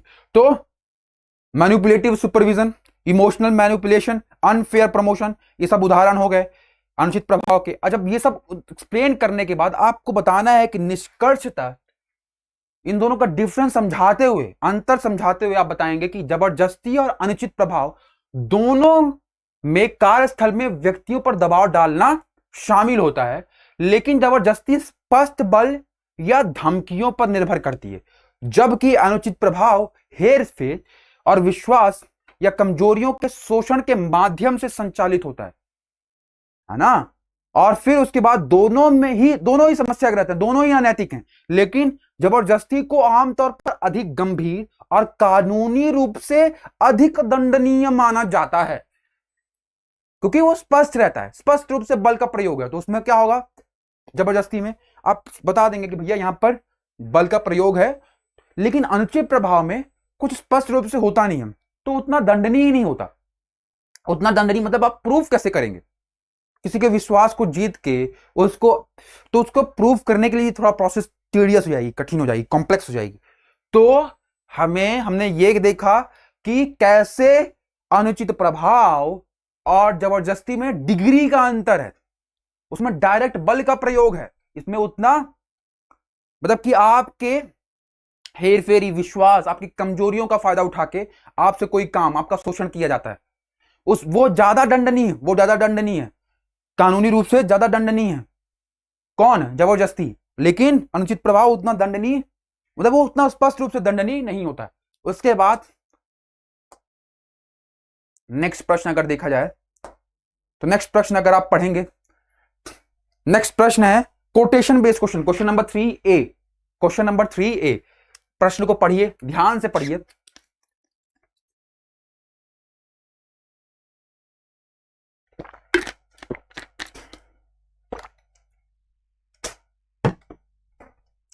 प्रश्न नंबर 3 है, क्वेश्चन को ध्यान से पढ़िए। क्या बोलता है? महान विचारकों के 3 उद्धरण नीचे दिए गए हैं। वर्तमान संदर्भ में प्रत्येक उद्धरण आपको क्या संप्रेषित करता है? क्या संप्रेषित करता है? तो given below are the 3 quotation of great thinkers which do each of these quotation convey to you? आपको क्या संप्रेषित करता है? आपको क्या संप्रेषित करता है? What this quotation convey to you in the present context? जब आपसे ये पूछ लिया गया कि क्या आपको क्या करता है, मतलब आपको बताना है कि आप उसको उस कोटेशन से क्या समझ में आया, आपको क्या समझ में आया, और फिर उसके बाद उसको अलग अलग डायमेंशंस में तोड़ देना है और फिर उसके बाद निष्कर्ष लिखना है। अलग अलग डायमेंशन में तोड़ते हुए उसका उदाहरण देते हुए फिर उसके बाद आपको निष्कर्ष लेना है। हमने क्लास में देखा भी था कि प्रैक्टिस भी की थी। तो उदाहरण का अर्थ, उदाहरण का अर्थ अपने शब्दों में आपको देना है, फिर उसके बाद विभिन्न आयामों में तोड़ देना है, उसके उदाहरण लिखने हैं और निष्कर्ष लिखना है। यही सिंपल फॉर्मेट फॉलो करना है, कुछ और नहीं करना है कि कोई और पक्ष देना है, ये करने इतना करने का टाइम नहीं होता है और उतनी फ्रूटफुल एक्टिविटी नहीं कि बहुत सारा डायमेंशन आप सोचने बैठ गए हैं, इतना टाइम नहीं होता एथिक्स के पेपर में, है ना, कि आप ऐसे वाला फॉर्मेट फॉलो करने लग जाएं। क्यों? क्योंकि कोटेशन जो है वो थोड़ा सा फिलोसफिकल ऐसे टाइप का ही होता है ना, तो आप दूसरा पक्ष देने लग जाएं, वो सब नहीं करना है। आराम से बैठिए, उसको परिचय में ही आप उसको बता दीजिए कि आप उस कोटेशन से क्या समझते हैं, आपके सरलतम भाव से आप क्या समझते हैं, फिर विभिन्न आयामों को बॉडी में डिस्कस करिए, उदाहरण देकर समझा दीजिए और निष्कर्ष में कोई और कोटेशन आपको अगर याद है उससे हूबहू मिलता जुलता तो आप वो लिख दीजिए, या फिर निष्कर्ष में सारांश भी लिख सकते हैं, किसी सिविल सर्वेंट का, किसी सिविल सेवक का उदाहरण भी लिख सकते हैं। मतलब आपको निष्कर्ष देना है जो कि इस पूरे क्वेश्चन को सारांशित करता हो, है ना। तो परिचय में लिखेंगे कि यह उद्धरण केवल आस्था या अनुष्ठानों की अभिव्यक्ति से अधिक मूर्त टेंजिबल दयालु कार्यों की परिवर्तनकारी शक्ति पर जोर देता है। क्या प्रश्न था? प्रश्न है कि दयालुता का सबसे सरल कार्य प्रार्थना में 1000 बार झुकने वाले सिरों से कहीं अधिक शक्तिशाली है। Mahatma Gandhi. The simplest act of kindness, the simplest act of kindness are by far more greater, more powerful than thousands head bowing in a prayer। Mahatma Gandhi. मतलब क्या बोल रहा है कि बहुत सारे सर जो झुकते हैं प्रेयर्स में, उससे कहीं ज्यादा एक सिंपलेस्ट एक्ट ऑफ काइंडनेस ज्यादा इफेक्टिव है ना। The simplest act of kindness are by far more powerful than the thousands of head bowing in the prayer. उसका परिचय आप लिखेंगे, परिचय में बताएंगे कि क्या बताना चाहता है कि केवल आस्था और अनुष्ठानों की अभिव्यक्ति से अधिक मूर्त टेंजिबल क्या है, जो दिखता है, क्या है, दयालु कार्यों की परिवर्तनकारी शक्ति, परिवर्तनकारी शक्ति। उसके बाद आप बॉडी, शरीर में क्या बताएंगे कि कैसे सामुदायिक एवं वैश्विक मुद्दे आपस में जुड़ी हुई दुनिया है। इस मुद्दे के बारे में बात करेंगे कि सामुदायिक एवं वैश्विक मुद्दे के बारे में बात करेंगे और बताएंगे कैसे इंटर कनेक्टेड वर्ल्ड में किस प्रकार अगर आप किसी की मदद करते हैं, जैसे अगर मान लीजिए कोई दुर्लभ बीमारी है, कोई दुर्लभ बीमारी है और उस दुर्लभ बीमारी में हम लोग अक्सर देखते हैं वीडियोस वगैरह में कि लोग क्राउड फंडिंग करते हैं, मतलब छोटा छोटा अमाउंट, क्योंकि उस बीमारी का जो इलाज है वो बहुत महंगा है, दवाइयां बहुत महंगी हैं। तो अब आपको से पूछा जाता है, बहुत सारे लोगों से पैसों का डिमांड किया जाता है कि आप थोड़ा थोड़ा अपने जितना आप में सामर्थ्य है उतना मदद कर दीजिए, और बहुत सारे लोग, हजारों लोग किसी एक पर्टिकुलर व्यक्ति की मदद करने के लिए पैसा का इकट्ठा करते हैं, चंदा इकट्ठा करते हैं, कह सकते हैं क्राउड फंडिंग करते हैं। तो पैसा इकट्ठा करते हैं और फिर उसका हम लोग, उस बीमारी का हम लोग इलाज करने का प्रयास करते हैं कि नहीं करते हैं? पॉसिबल होता है जी।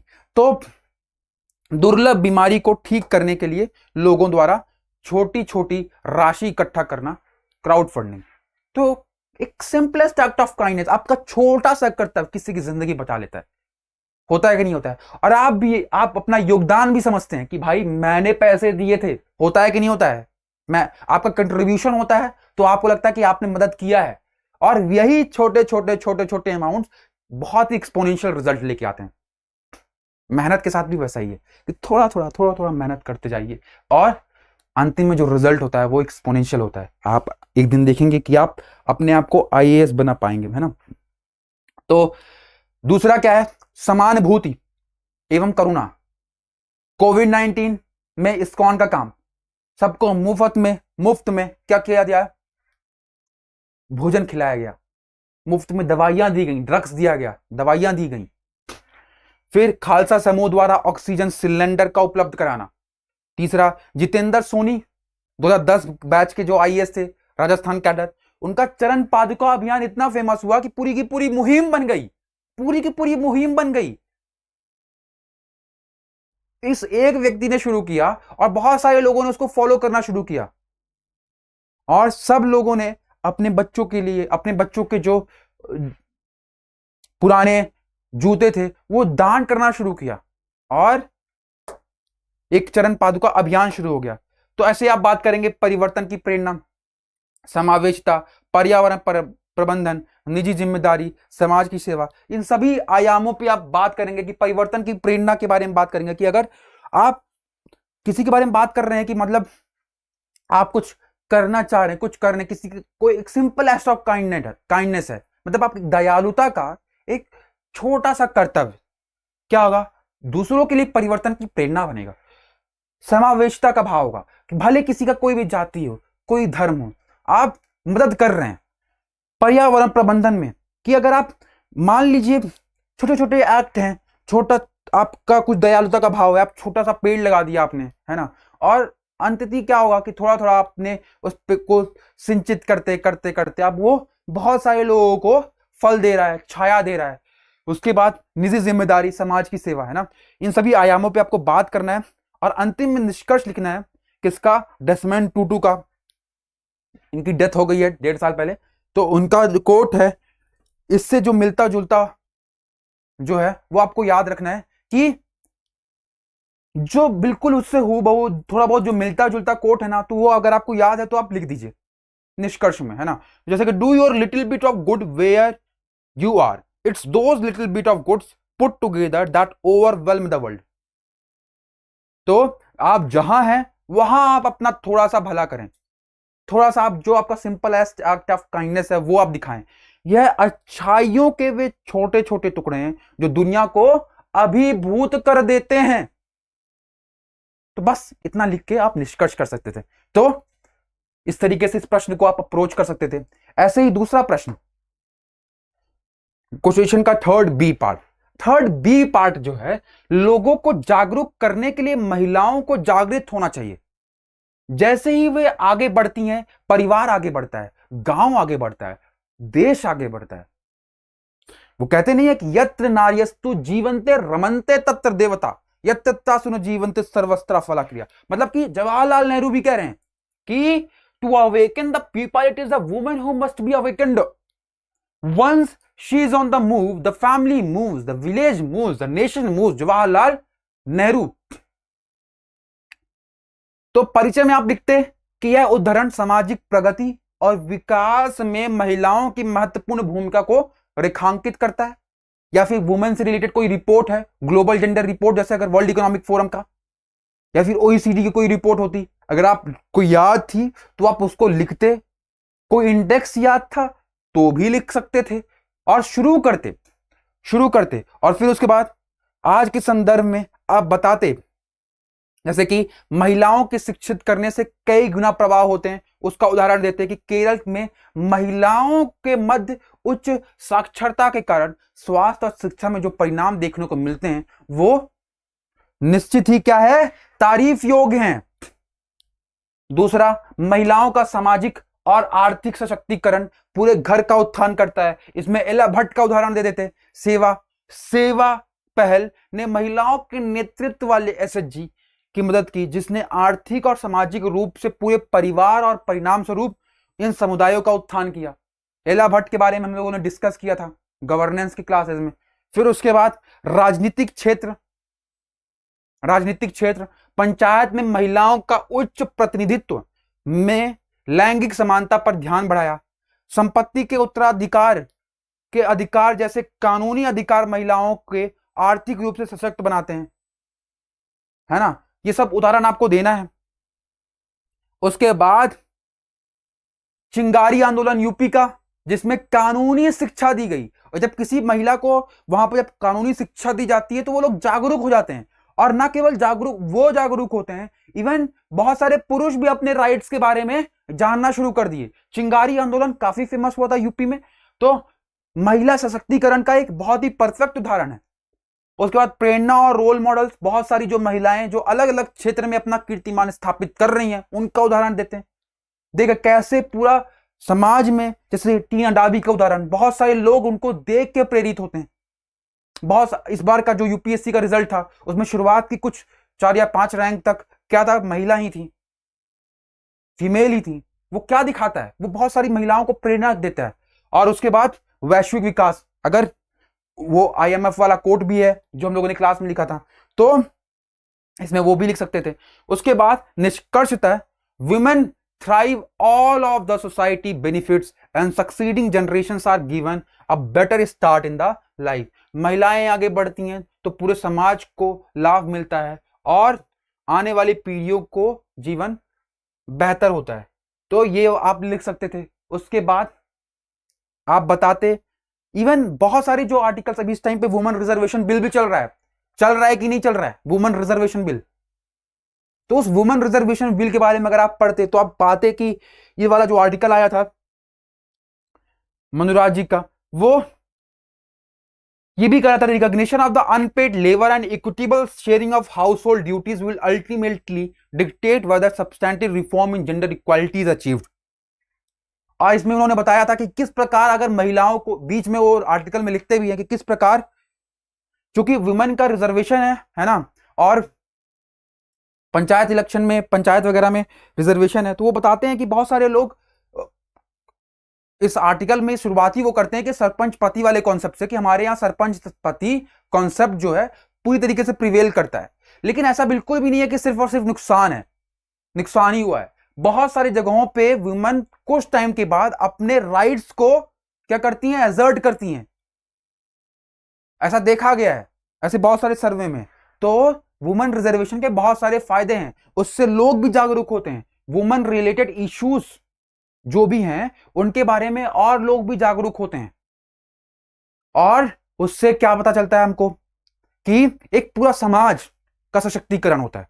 तो ऐसे जो आर्टिकल्स आते हैं, अभी 28 सितंबर का ही आर्टिकल था, और ऐसे आर्टिकल्स को आपको पढ़ना है ताकि कोई एक पॉइंट मिल जाता है ना, तो एक एक्स्ट्रा एज हो जाता है। तब अगर एक्स्ट्रा एज हो जाएगा तो वही +1 मार्क्स लेते हुए आपको और लोगों से लीड लेना होता है, और यही एक डिसाइडिंग फैक्टर होता है कि आपके 140+ मार्क्स आएंगे कि नहीं आएंगे, है ना। उसके बाद लास्ट कोटेशन था कि किसी से घृणा मत कीजिए, क्योंकि जो घृणा आपसे उत्पन्न होगी वह निश्चित ही एक अंतराल के बाद आप तक लौट कर आएगी। यदि आप प्रेम करेंगे तो वह प्रेम चक्र को पूरा करता हुआ आप तक वापस आएगा। Swami Vivekananda. Do not hate anybody because that hatred that comes out from you is must in the long run come back to you. If you love then the love will come back to you, completing the circle। किसने बोला था? स्वामी विवेकानंद ने बोला था।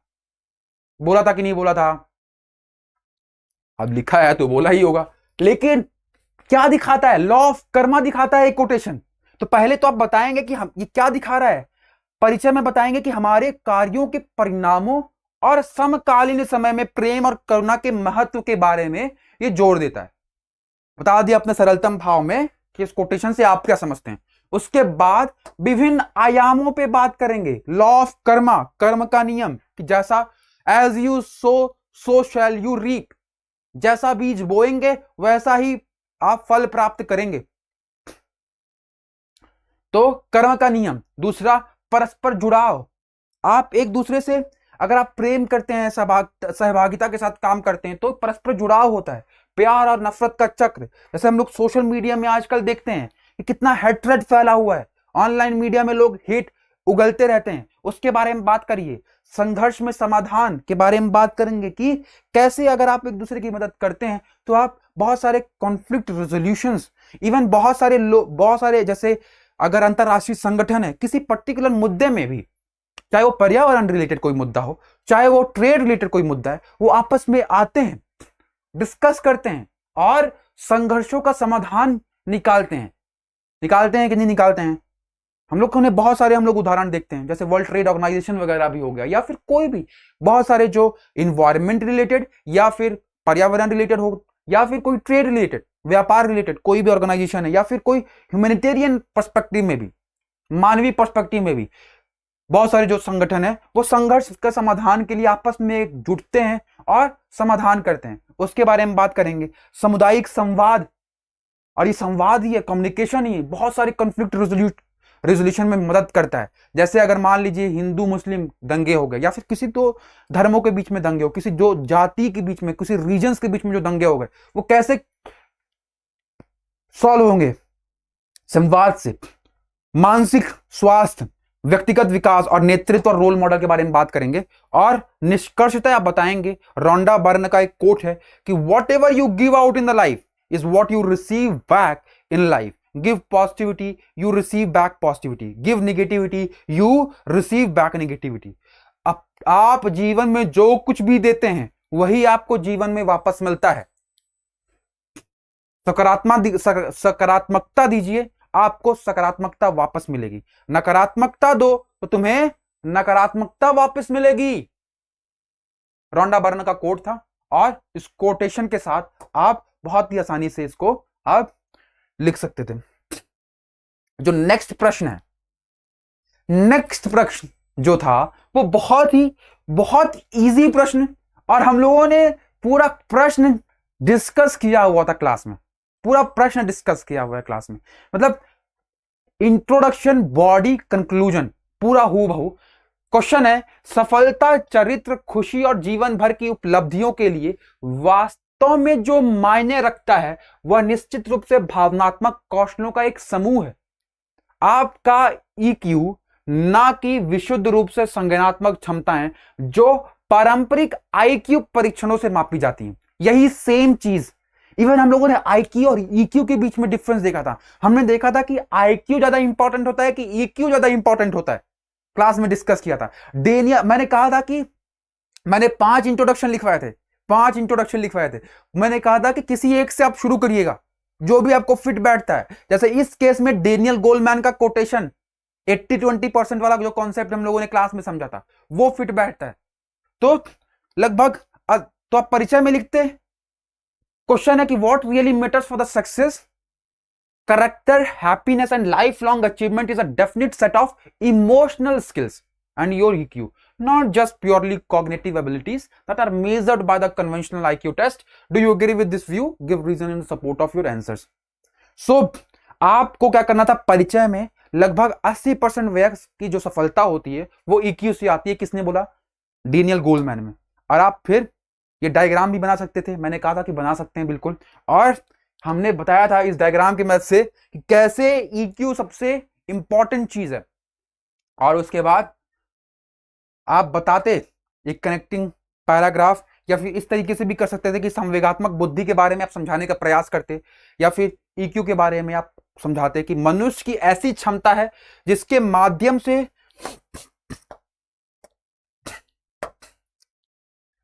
वह अपने और दूसरे के संवेगों, दूसरे के इमोशंस को देखता है, समझता है और उनकी तीव्रता एवं प्रभाव का आकलन करता है तथा संवेग को प्रबंधित कर वांछित अनुक्रिया करता है। ऐसे भी कर सकते थे। ये भी इंट्रोडक्शन बहुत ही परफेक्ट था। हमने देखा था 5 इंट्रोडक्शन देखे थे हम लोगों ने क्लास में। तो अब इसको इंट्रोड्यूस करके उसके बाद हमने वही जो नोट्स में लिखवाया है वही चीज मैंने कॉपी पेस्ट यहां पर भी कर दिया है। आप लोग देखिए कि मैंने वही लाइन कि संवेगात्मक बुद्धि में कई निर्णायक कौशलों एवं योग्यताओं का समूह है। जैसे संवेगात्मक बुद्धि के निम्नलिखित अवयव हैं, और बताते कि कैसे, अगर मान लो कि अगर आप में EQ है तो आप समय प्रबंधन करना सीख जाएंगे, तनाव प्रबंधन करना सीख जाएंगे, अंतर्वैयक्तिक कौशल, इंटरपर्सनल स्किल्स, सामाजिक जागरूकता, परिस्थितियों के अनुसार तत्काल निर्णय लेने की क्षमता, परानुभूति, समानुभूति, आत्म जागरूकता, समझाने बुझाने की शक्ति, टीम वर्क की भावना और उसके बाद आप बात करते पारस्परिक संबंध, आत्म जागरूकता और आत्म नियमन। हमने बात की थी कि 5 पॉइंट्स हैं, मैंने याद भी करवाया था आपको क्लास में कि आम से याद कर लो। Self awareness, self regulation, motivation, empathy, social skill में तोड़ दो, और उसको तोड़ने के बाद आपको ये 11 पॉइंट्स मिलेंगे। ये 11 पॉइंट्स हम लोगों ने लिख लिया। इनमें से जो भी आपको याद है, कम से कम 5-6 तो याद आ जाएंगे, उसको लिखिए और उसके बाद निष्कर्षतः आप बताइए। मैंने निष्कर्ष में 5-6 निष्कर्ष लिखवाए थे, तो उसमें से जैसे कि तारा मेयर रॉबसन का कोट है कि जब भावनाओं के प्रति जागरूकता लाई जाती है तो हमारे जीवन में शक्ति आती है। या फिर डेनियल गोलमैन, अगर आपने किसी और से शुरू किया होता तो आप डेनियल गोलमैन से कंक्लूड कर देते कि सफलता, चरित्र और खुशी आजीवन उपलब्धियों के लिए बुद्धि लब्धि के साथ भावनात्मक समझ, EQ, मतलब IQ और EQ दोनों का योगदान है 80-20%। तो हम लोगों ने डेनियल गोलमैन से हम इसको कंक्लूड कर सकते थे। तो इस पूरे प्रश्न को हम लोगों ने पूरी अच्छी तरीके से क्लास में देखा था, लिखा है इंट्रोडक्शन, बॉडी, कंक्लूजन के फॉर्मेट में। इवन लॉ सेशंस में भी हम लोगों ने उसको बहुत ही अच्छे से लिखा था, प्रैक्टिस किया था। तो नेक्स्ट प्रश्न है, नैतिक अंतर्ज्ञान से नैतिक तर्क शक्ति का अंतर स्पष्ट करते हुए उदाहरण दीजिए। मॉरल इंट्यूशन और मोरल रीजनिंग। इंट्यूशन मैंने कहा था, क्या होता है इंट्यूशन? देखते ही कुछ अंदर से कुछ भाव आए। मैंने कहा था क्या बताया था मैंने? जब हम लोग ब्रेनस्टॉर्मिंग कर रहे थे, मैंने बताया था कि देखते ही कुछ अंदर से भाव आ गया कि नहीं यार, यहां कुछ दिक्कत हो रही है, ये कोई बंदा है जो या फिर बंदी है, बहुत ही दिक्कत में है, बहुत ही परेशानी में है, और आपको तुरंत मदद करने का भाव आया। इंट्यूशन। कोई रीजनिंग नहीं है, मतलब कि वाद विवाद नहीं चल रहा है, क्या सही होगा, क्या गलत होगा, क्या होना चाहिए, क्या नहीं होना चाहिए। इसको कहते हैं हम लोग मॉरल रीजनिंग। लेकिन इंट्यूशन क्या हो गया? अंदर से ही जैसा भी आपका सामाजिक परिप्रेक्ष्य है, जो भी आपके पूर्वाग्रह हैं, जो भी आपके इमोशंस हैं, उन सब के योगदान से आप तुरंत कुछ निर्णय लेने का प्रयास करेंगे। वो क्या होता है? मॉरल इंट्यूशन और मॉरल रीजनिंग। बहुत ही सिंपल सा प्रश्न था। तो आप बताते कि नैतिक अंतर्ज्ञान और नैतिक तर्क दोनों का अलग दृष्टिकोण है। पहले परिभाषा देते कि नैतिक अंतर्ज्ञान सचेत विचार विमर्श के बिना नैतिक रूप से सही और गलत की तत्काल और स्वचालित भावना या भावना को संदर्भित करता है। इसे अक्सर एक आंतरिक भावना या किसी नैतिक स्थिति के प्रति सहज प्रतिक्रिया के रूप में वर्णित किया जाता है। उदाहरण के तौर पर कल्पना कीजिए कि आप सड़क पर किसी जरूरतमंद को देख रहे हैं और आपकी तत्काल सहज प्रतिक्रिया इस बारे में ज्यादा सोचे बिना उनकी मदद करने की है कि मतलब तत्काल आप ये सोच रहे हैं कि बस मुझे मदद करना चाहिए, अंदर से ही आ गया, इंट्यूशन ही ऐसा हुआ कि मुझे मदद करना है। ये क्या दिखाता है? Moral intuition. और नैतिक तर्क शक्ति क्या होगी? में निर्णयों का मूल्यांकन करना है कि सही है कि गलत है। औचित्य की अधिक सचेत और विचारशील प्रक्रिया शामिल होती है। पूरी विचारशील प्रक्रिया है कि ये होगा, मैं ये करूंगा तो ऐसा होगा, ये करना भी चाहिए कि नहीं करना चाहिए, सब कुछ नाप तौल के आप कुछ चीजें कर रहे हैं, उसको कहते हैं नैतिक तर्क शक्ति। उसका उदाहरण आपको बताना है कि आप मतलब किसी बहुत सारे उदाहरण हो सकते हैं, इसमें से कोई एक उदाहरण हमने यहां पर भी लिखा हुआ है कि मान लीजिए कि आपको कार्यस्थल पर एक जटिल नैतिक दुविधा का सामना करना पड़ रहा है, जैसे कि अनैतिक व्यवहार के लिए किसी सहकर्मी की रिपोर्ट करनी है या नहीं। अब ऐसे में आप बहुत सारे मूल्यांकन कर रहे हैं कि करना चाहिए कि नहीं करना चाहिए, रीजनिंग कर रहे हैं। फिर संक्षेप में आप बता दिए। अब इसी चीज को आप डिफरेंस के तौर पे भी दिखा सकते थे कि परिभाषा देते कि नैतिक अंतर्ज्ञान तत्काल, स्वचालित, सही और गलत की सहज एहसास है। क्या है? सहज एहसास है। नैतिकता की तर्क शक्ति क्या है? नैतिक तर्क शक्ति क्या है कि नैतिकता के मूल्यांकन का सुविचारित और सचेत प्रक्रिया है। दूसरा, निर्णय की गति त्वरित और सहज है, यहां पर धीमी विश्लेषण और चिंतन की आवश्यकता है। तीसरा, तर्क का समावेश, तार्किक तर्क एवं न्यूनतम, मतलब कि यहां पर तर्क बिल्कुल न्यूनतम होगा लेकिन वहां पर तर्क पर ज्यादा निर्भरता होगी। उसके भावनात्मक प्रभाव, यहां भावनाएं ज्यादा महत्वपूर्ण भूमिका निभाती हैं। जो भी आपके पुराने पूर्वाग्रह वगैरह होंगे, जो भी इमोशंस होंगे, वो सब को एसोसिएट करते हुए आप तुरंत कुछ एक्शन, तत्काल कुछ करने का सोचेंगे। और यहां पर भावनाओं पर विचार किया जा सकता है, लेकिन तर्क पर ज्यादा फोकस होता है, रीजनिंग पर ज्यादा फोकस होता है। फिर उसके बाद उदाहरण, बिना ज्यादा सोचे समझे किसी जरूरतमंद की मदद करना। और यहां पर उदाहरण दे दीजिए कि विश्लेषण के माध्यम से एक जटिल नैतिक निर्णय लेना। तो इस तरीके से इस प्रश्न को भी आप सॉल्व कर सकते थे। बहुत ही इजी, बहुत ही कॉमन सेंस के बेस पे क्वेश्चन था, इसको आप बहुत ही आसानी से सॉल्व कर सकते थे। यहां पर कुछ, अब हम लोग आते हैं, क्वेश्चन है, नैतिक निर्णय के संदर्भ में जब कानून, नियमों और अधिनियमों की तुलना की जाती है तो क्या अंतरात्मा की आवाज अधिक विश्वसनीय मार्गदर्शक? चर्चा कीजिए। हूबहू प्रश्न क्लास में डिस्कस किया, हम लोग नोट्स में देखेंगे। और इंग्लिश में बोलते हैं कि इस conscience a more reliable guide when compared to laws, rules and regulations in the context of ethical decision making। आपको दोनों पक्षों के बारे में बात करनी है, क्योंकि डिस्कस करने के लिए बोला है। जहां डिस्कस करने के लिए बोला है तो आपको दोनों पक्षों की बात करते हुए अपना निर्णय देना है। तो पहले आप विवेक के बारे में बताइए, पहले एक परिचय देने के बाद कि बताइए कि ये आंतरिक नैतिक दिशा निर्देश है। बताइए कि इसमें लचीलापन हो सकता है, इसमें व्यक्तिपरकता होती है, व्यक्तिपरकता जो कि व्यक्तिगत पूर्वाग्रहों, सांस्कृतिक पृष्ठभूमि और व्यक्तिगत अनुभवों से प्रभावित हो सकता है। और फिर सहानुभूति शामिल होता है ना। कंसाइंस में क्या होगा कि किसी को आप देखेंगे, आपका अंतरात्मा क्या कहती है। कोई गरीब आ गया, भिखारी कोई आ गया, कोई छोटा बच्चा आ गया आपसे भीख मांगने, आपके अंतरात्मा कचोट जाती है, किसकी मदद करें, कुछ किसी तरीके से हेल्प करें। उसमें क्या शामिल होगा? समानुभूति, इंपैथी, समानुभूति, सहानुभूति, सिंपैथी और कंपैशन, करुणा जैसी चीजें शामिल होती हैं। उसके बाद आप बताएंगे कानून और विनियम के बारे में बात करेंगे। वो तो इंटरनल गाइड हो गया, अंतःकरण में गाइड करता है, अंदर से गाइड करता है, लेकिन मार्गदर्शन करता है। लेकिन कानून, नियम और विनियम बाहरी मार्गदर्शक हैं, प्रवर्तन है कि कानूनों और विनियमों का उल्लंघन अक्सर कानूनी परिणाम के साथ आता है। वस्तुनिष्ठ, वहां पर व्यक्तिपरकता है, आत्मनिष्ठता थी, और यहां पर वस्तुनिष्ठता होगी, क्योंकि कानून हम लोगों ने देखा था, एथिक्स और लॉज देखा था कि नहीं देखा था। तो अब कानून और नियम आमतौर पर सामाजिक मानदंडों और मूल्यों पर आधारित होते हैं। फिर समय के साथ बदलाव किए जा सकते हैं इसमें। फिर उदाहरणों के साथ निष्कर्ष बताना है, और बताते हुए आपको अपना एक पक्ष रखना है कि क्या वो महत्वपूर्ण होते हैं, ज्यादा महत्वपूर्ण होते हैं कि दोनों का ही योगदान होता है। तो आप निष्कर्ष ज्यादा बेहतर ये होगा कि ये लिखें कि दोनों का योगदान होता है ना। दोनों को बताते हुए आपको निष्कर्ष में बताना है कि उदाहरण भी देकर देना है, और यहां पर उदाहरण लिखा हुआ है।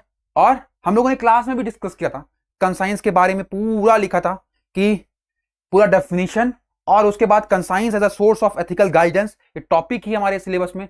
हम लोगों ने ये भी देखा था कि अंतरात्मा, कंसाइंस और चेतन में क्या अंतर होता है, कंसाइंस और कॉन्शियस में क्या अंतर होता है। और फिर उसके बाद बहुत सारे उससे रिलेटेड सारे संबंध में जो भी उनकी विशेषताएं थी वो समझा था। समस्या समाधान व निर्णय की प्रक्रिया में अंतरात्मा का क्या सा प्रयोग होता है, जैसे कि नैतिक दुविधा के समय, कानून और नियमों के स्पष्टीकरण के अभाव में। मतलब जब कानून और नियम जो वहां, जैसे आपदा आदि स्थितियों में क्या होता है कि वहां पर कानून और नियम स्पष्ट नहीं होते हैं, तो ऐसी परिस्थितियों में तथ्यात्मक आंकड़े स्पष्ट करने के टाइम पे उच्चतम नैतिक मूल्यों का चुनाव, जब तत्काल निर्णय लेने की आवश्यकता हो, तब ऐसी जगहों पे इसका हम लोगों ने पूरा क्लास में लिखा हुआ है ना। इसके स्रोतों के बारे में बात की थी हम लोगों ने। तो इस तरीके से ये पूरा हम लोगों ने सिगमंड फ्राइड का कॉन्सेप्ट समझा था कंसाइंस के लिए, कि किस प्रकार कंसाइंस फॉर्म होता है, सिगमंड फ्राइड का कॉन्सेप्ट। अंतःकरण का संकट समझा था, कैसे उसमें कोहलबर्ग का प्रसिद्ध हाइंस दुविधा के बारे में समझा था। और इस तरीके से हम लोगों ने इस टॉपिक को बहुत ही अच्छे से कवर करने की कोशिश की थी। इवन प्रश्न भी सॉल्व किया था कि कैसे हम लोगों ने जो क्लास में लॉ सेशन में जो हम लोगों ने प्रश्न सॉल्व किया था वो था कि किसी नैतिक दुविधा से निपटने के लिए ना केवल सहायक नियमों विनियमों की आवश्यकता होती है बल्कि नैतिक विवेक परोपकारिता के पालन की भी आवश्यकता होती है। जो प्रश्न डिस्कस किया था वही प्रश्न उसका मॉडल आंसर लिखवाया है क्लास में और वही प्रश्न हूबहू उत्तर करके आया हुआ है। बताते यही सारे प्रश्न पक्षों की बात करनी थी और अंतिम में अपना आपको निर्णय देना था। बहुत सारे उदाहरण के साथ हम लोगों ने बात करी थी। इन सब चीजों की बात करते और आराम से सभी पक्षों में, जैसे डिओंटोलॉजिकल एथिक्स के परिप्रेक्ष्य में, कॉन्सिक्वेंटियल एथिक्स के परिप्रेक्ष्य में हम लोगों ने बात की।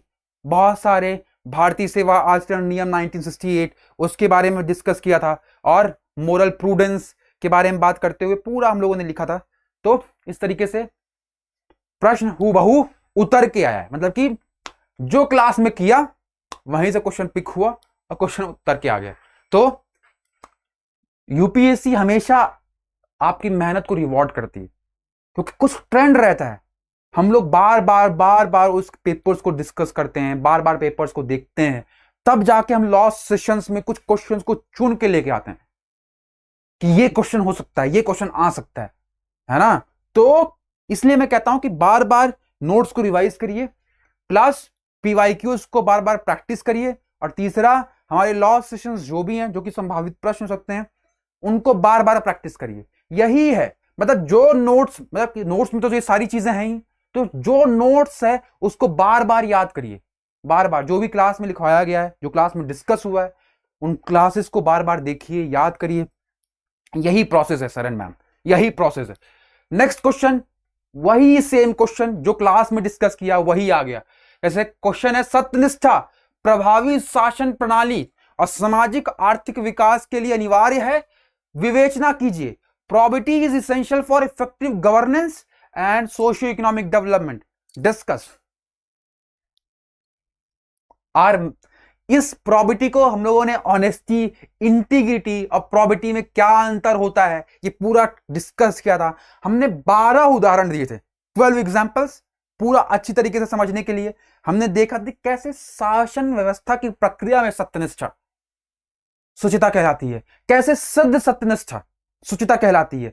हम लोगों ने बताया था कि प्रोबेबिलिटी कहां से निकला है, टू हैव इनक्यूजिटिव माइंड, एक जागरूक मस्तिष्क होना।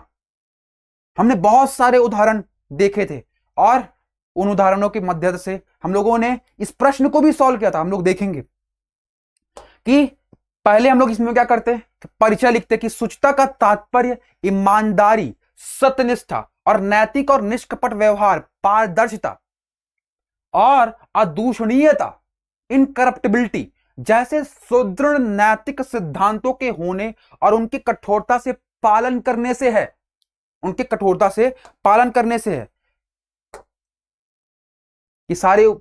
ये सारे हम लोगों ने क्या देखे थे,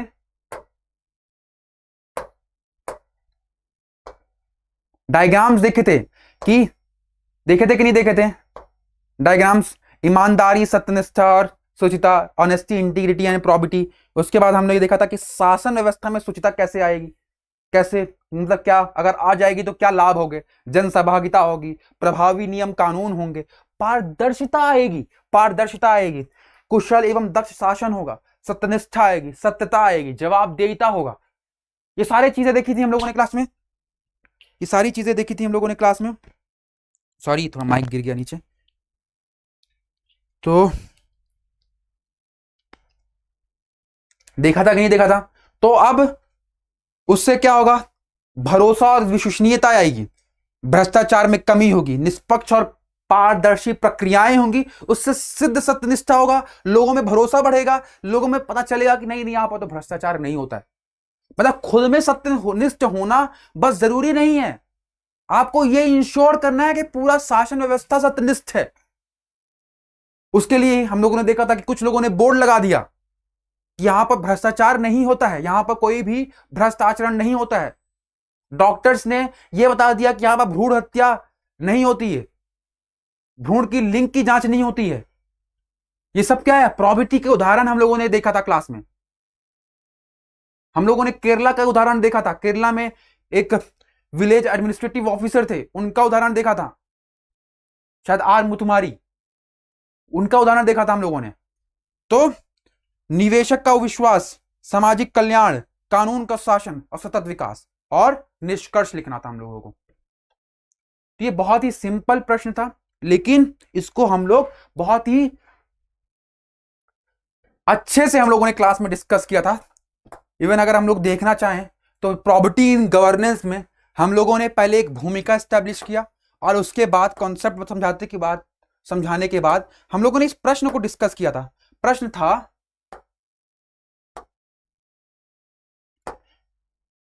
कि शुचिता से आप क्या समझते हैं, सुशासन के लिए ये क्यों आवश्यक माना जाता है। इस प्रश्न को आपने प्रैक्टिस भी किया था, और इसका उत्तर मॉडल आंसर भी लिखवाया था हम लोगों ने। मॉडल आंसर लिखा था कि नहीं लिखा था, और ये पूरा मॉडल आंसर लिखा था, उदाहरण भी दिया था, और सारे आयामों पे डिस्कस करते हुए पूरा मॉडल आंसर देखिए इन्होंने लिखा, इसका मॉडल आंसर लिखा है, और इस तरीके से वही सेम चीजें, सुशासन के लिए शुचिता आवश्यक है क्योंकि पूरे सारे पॉइंट्स हम लोगों ने डिस्कस किए, हम लोगों ने सारे आयामों पे डिस्कस किया था। ये आप देख सकते हैं कि नोट्स हैं। दूसरा प्रश्न था हमारा, इसी टॉपिक पे हम लोगों ने एक और प्रश्न सॉल्व किया था, यही मिलता जुलता प्रश्न था कि शासन व्यवस्था में शुचिता से आप क्या समझते हैं, उदाहरणों के साथ स्पष्ट कीजिए, यह प्रशासन में पारदर्शिता और जवाबदेही कैसे बढ़ाता है। अच्छा, आप बताइए, अगर ये सारे प्रश्न अगर आप करके जाते तो आप क्या ये वाला प्रश्न नहीं कर सकते थे? बिल्कुल आराम से कर सकते थे, क्योंकि यही सारे पॉइंट्स आपको रिपीट करने थे वहां पर, यही कंटेंट को मोल्ड करके लिखना था वहां पर। हाँ, तो इसीलिए कहते हैं कि प्रैक्टिस मेक्स मैन परफेक्ट, और बार बार प्रैक्टिस करने वाले क्या होते हैं, वो हमेशा ही अच्छा अंक लेके आते हैं। इसलिए कुछ नहीं है, कोई रॉकेट साइंस नहीं है, जो क्लास में है उसी को जिन लोगों ने लिखा होगा, क्योंकि इससे बेहतरीन क्या ही हो सकता है कि क्लासरूम से ही बहुत सारे, मतलब नोट से ही बहुत सारे क्वेश्चंस आए हुए हैं, तो इससे बेहतरीन क्या हो सकता है। तो कोशिश करिए कि बार बार इसको याद करने का, सारे आयामों पे बात किया था। और अब आते हैं question number 6A। Question number 6A जो है, गुरु नानक की प्रमुख शिक्षाएं क्या थी, समकालीन दुनिया में इसकी प्रासंगिकता की व्याख्या कीजिए।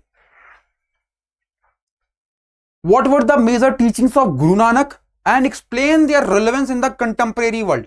लिखते आप परिचय लिखते कि सिख धर्म के संस्थापक गुरु नानक एक आध्यात्मिक नेता और दार्शनिक थे। ऐसा इंट्रोडक्शन शुरू कर सकते थे, या जो भी इंट्रोडक्शन आपको दिमाग में उस टाइम पे आता, एक अच्छा सा परिचय देते, और उनके सारे जो टीचिंग्स थी उनके बारे में लिखते, जैसे कि ईश्वर की एकता, एक ओंकार, सभी लोगों की समानता, संगत और पंगत, निस्वार्थ सेवा, सर्विस, वंद चाको, मतलब आपके पास जो कुछ है उसे साझा करो, शेयर करो, शेयरिंग इज केयरिंग। उसके बाद किरात करो, मतलब सिख धर्म के 3 स्तंभों में से एक है, जिसमें यह बताया गया है कि कैसे बड़े पैमाने पर समाज के लाभ और सुधार के लिए ईश्वर प्रदत्त कौशल, क्षमताओं, प्रतिभाओं, कठिन परिश्रम का उपयोग करके ईमानदार, शुद्ध, समर्पित जीवन अर्जित करना। ये लिखते नैतिक जीवन, अनुष्ठानों और अंधविश्वासों की अस्वीकृति, और करुणा एवं विनम्रता, पर्यावरण प्रबंधन, इन सारी चीजों के बारे में आप, उनकी टीचिंग्स के बारे में आप डिस्कस करते, जो भी 6-7 आपको याद थे वो लिखते, और निष्कर्ष लिखते अच्छा सा।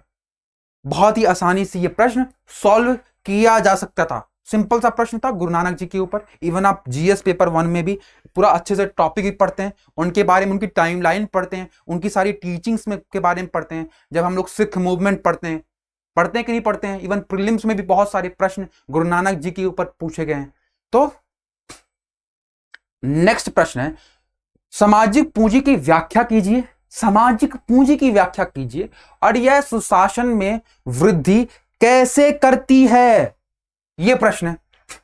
Explain the term social capital, how does it enhance good governance. Good governance कैसे बढ़ाती है।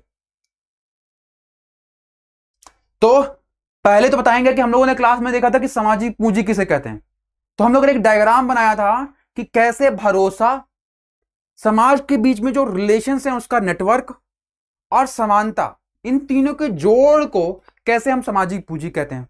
जैसे अगर मान लीजिए कोई एक पर्सन है, बिजनेसमैन है, कोई पर्सन एक बिजनेसमैन है और वो बिजनेस करना चाहता है, लेकिन एक बंदा है जो कि ट्रस्टवर्दी बंदा है, ट्रस्टवर्दी है, लेकिन दूसरा बंदा है बहुत टैलेंटेड है लेकिन उतना भरोसेमंद इंसान नहीं है। तो आपको अगर बिजनेस करना होगा तो किसके साथ करेंगे? एक इसके साथ की इनके साथ करेंगे। जाहिर सी बात है आप किसी ट्रस्टवर्दी भरोसेमंद इंसान के साथ आप बिजनेस करना चाहेंगे। ये क्या है मिस्टर बीन की? क्या है ये? सोशल कैपिटल है। उन्होंने भरोसा जीता है लोगों का और उसी भरोसे की मदद से वो क्या कर रहे हैं, उनको निवेश मिलेगा, उनसे लोग बिजनेस करने के लिए उत्सुक हैं। ये क्या दिखाता है? ये क्या दिखाता है? सोशल कैपिटल, सामाजिक पूंजी। बताते आप परिचय लिखते कि सामाजिक पूंजी का तात्पर्य किसी समुदाय या समाज के भीतर मौजूद सामाजिक रिश्तों और विश्वास और पारस्परिकता और सहयोग के मानदंडों के नेटवर्क से है। और बताते कैसे, अगर सुशासन में कैसे मदद करेगा कि अगर मान लीजिए कहीं सामाजिक पूंजी है तो क्या होगा? भरोसा और विश्वास होगा। और किसी सरकार पे अगर आपका भरोसा है तो आप उसकी पॉलिसीज को इफिशिएंटली इंप्लीमेंट वो भी कर सकते हैं और आपकी जन सहभागिता भी होगी, नागरिक सहभागिता भी होगी।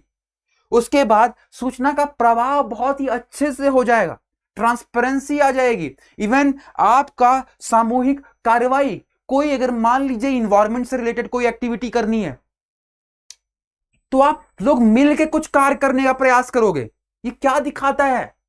ये सामाजिक पूंजी का लाभ दिखाता है। उसके बाद सामाजिक एकता, संघर्ष में समाधान इजिली पॉसिबल होगा कि मिलजुल के आप आओगे, क्योंकि आप एक दूसरे पे भरोसा करते हो, सरकार पे भरोसा करते हो, जो भी ऑर्गेनाइजेशन आ रही है उस पे भरोसा कर रहे हो, मतलब ट्रस्ट है। और वो लोग भी ट्रस्ट वर्दी हैं और जवाबदेह हैं। वो लोग भी अपनी एक्टिविटीज, अपने कर्तव्यों का दृढ़तापूर्वक पालन करते हैं। वो लोग भी सत्यनिष्ठ हैं। वो लोग भी अपने जिम्मेदारियों का अच्छे से पालन करते हैं। उससे आपके ऊपर भरोसा भी आया। तो ये क्या दिखाता है? तो आप क्या करोगे? सामाजिक एकता होगी, संघर्ष का समाधान बहुत ही आसानी से होगा, जवाबदेही निश्चित हो जाएगी, समावेशी शासन होगा। क्यों? क्योंकि आप ना बिना किसी जाति और या फिर धर्म का टेंशन लिए बगैर, मतलब उनके बीच में किसी का भेदभाव ना किए बगैर सभी लोगों को इंक्लूड करने की कोशिश करोगे, सभी स्टेक होल्डर्स को इंक्लूड करने की कोशिश करोगे, उनका भरोसा जीतने की कोशिश करोगे। तो ये क्या शो करता है? और उससे क्या होगा? आर्थिक विकास बढ़ेगा, आर्थिक विकास बढ़ेगा। ये डायग्राम हम लोगों ने देखा था क्लास में कि भरोसा, समानता, मजबूत सामाजिक नेटवर्क, सामाजिक पूंजी, ये डायग्राम बना सकते थे। और फिर आप अंतिम में लिखते कि अर्थात सामाजिक पूंजी समाज के भीतर विश्वास, नागरिक जुड़ाव, सहयोग और जवाबदेही को बढ़ावा देकर सुशासन लाने में महत्वपूर्ण भूमिका अदा करता है। और इस तरीके से आप इस प्रश्न को निष्कर्ष कर सकते थे। दोस्तों, अभी हम लोगों ने सैद्धांतिक प्रश्न सारे खत्म कर दिए हैं, सेक्शन ए का पार्ट पूरा खत्म कर दिया। आपसे मेरा यह दरखास्त है कि आप लोग बैठिए, इस सेशन को पूरी अच्छी तरीके से देखिए और देखिए, आप बैठिए, खुद से क्वेश्चन पेपर को अटेम्प्ट करने का कोशिश करिए कि आपको कितना आ रहा है उस प्रश्न पत्र में, आप क्या क्या लिख पा रहे हैं, क्योंकि अल्टीमेटली आपकी प्रैक्टिस है। तो करिए ऐसा कि क्वेश्चन देखिए और उसके बाद आप अपने आप से ट्राई करिए, फिर एक्सप्लेनेशन देखिए, फिर देखिए कि कैसे मैं और सुधार कर सकता हूं, क्योंकि ये कंटिन्यूअस प्रोसेस है इंप्रूवमेंट की, बार बार करके। इसलिए मैं बार बार कहता हूं कि अप्राप्यम नाम नेहास्ति धीरस्य व्यवसायिना, मतलब जो साहसी है, जो मेहनती है, उसके लिए कुछ भी अप्राप्य नहीं है। और ऐसे पेपर्स में, ऐसा जीएस पेपर 4 जैसा पेपर पूछा है यूपीएससी ने, बहुत ही कॉन्सेप्चुअल पेपर था, बहुत ही अच्छा पेपर बनाया इस बार यूपीएससी ने। पिछली बार की तरह लेंदी भी नहीं था, मॉडरेटली लेंदी था। तो ऐसे पेपर में निश्चित ही अगर सब कुछ पढ़ा हुआ आ सकता था, पॉसिबल था सब कुछ पढ़ा। अगर आपने बहुत अच्छे से सिलेबस कवर किया है तो आप लोग को तो दिख ही गया है कि नोट से ही सारे क्वेश्चन आ गए हैं, नोट से ही बन गए हैं। तो उसमें आपका सिर्फ इतना रोल था कि आप बहुत ही बिना किसी से डरे पूरे दिल के साथ, पूरी तन्मयता के साथ आप मेहनत करते और निश्चित ही आपका पेपर बहुत ही अच्छा जाएगा। और आने वाले समय में जो भी लोग इस पेपर को देने जा रहे हैं, मतलब जो भी मेंस लिखेंगे, उनके लिए भी यही मेरा सलाह रहेगा कि नोट्स को बहुत अच्छे से रिवाइज करिए, बहुत अच्छे से पढ़िए, क्योंकि सबसे बेहतरीन नोट्स हैं आप लोग के पास में, सब कुछ है आप लोग के पास में। बहुत ही तन्मयता के साथ, बहुत ही तसल्ली के साथ बैठिए, रिवाइज करिए और प्रैक्टिस करिए, लिख लिख के याद करने का प्रयास करिए। यही प्रोसेस है और इसके अलावा कुछ प्रोसेस नहीं। तो इस तरीके से इस सेशन को हम लोग कंक्लूड करते हैं और मैं आशा करता हूं कि आप लोग इस सेशन से बहुत ही लाभान्वित हुए होंगे, है ना। काफी अच्छा फ्रूटफुल सेशन रहा भी है, सभी मॉडल आंसर्स हम लोगों ने डिस्कस भी किए हैं, तो कोशिश करिए प्रैक्टिस करने का।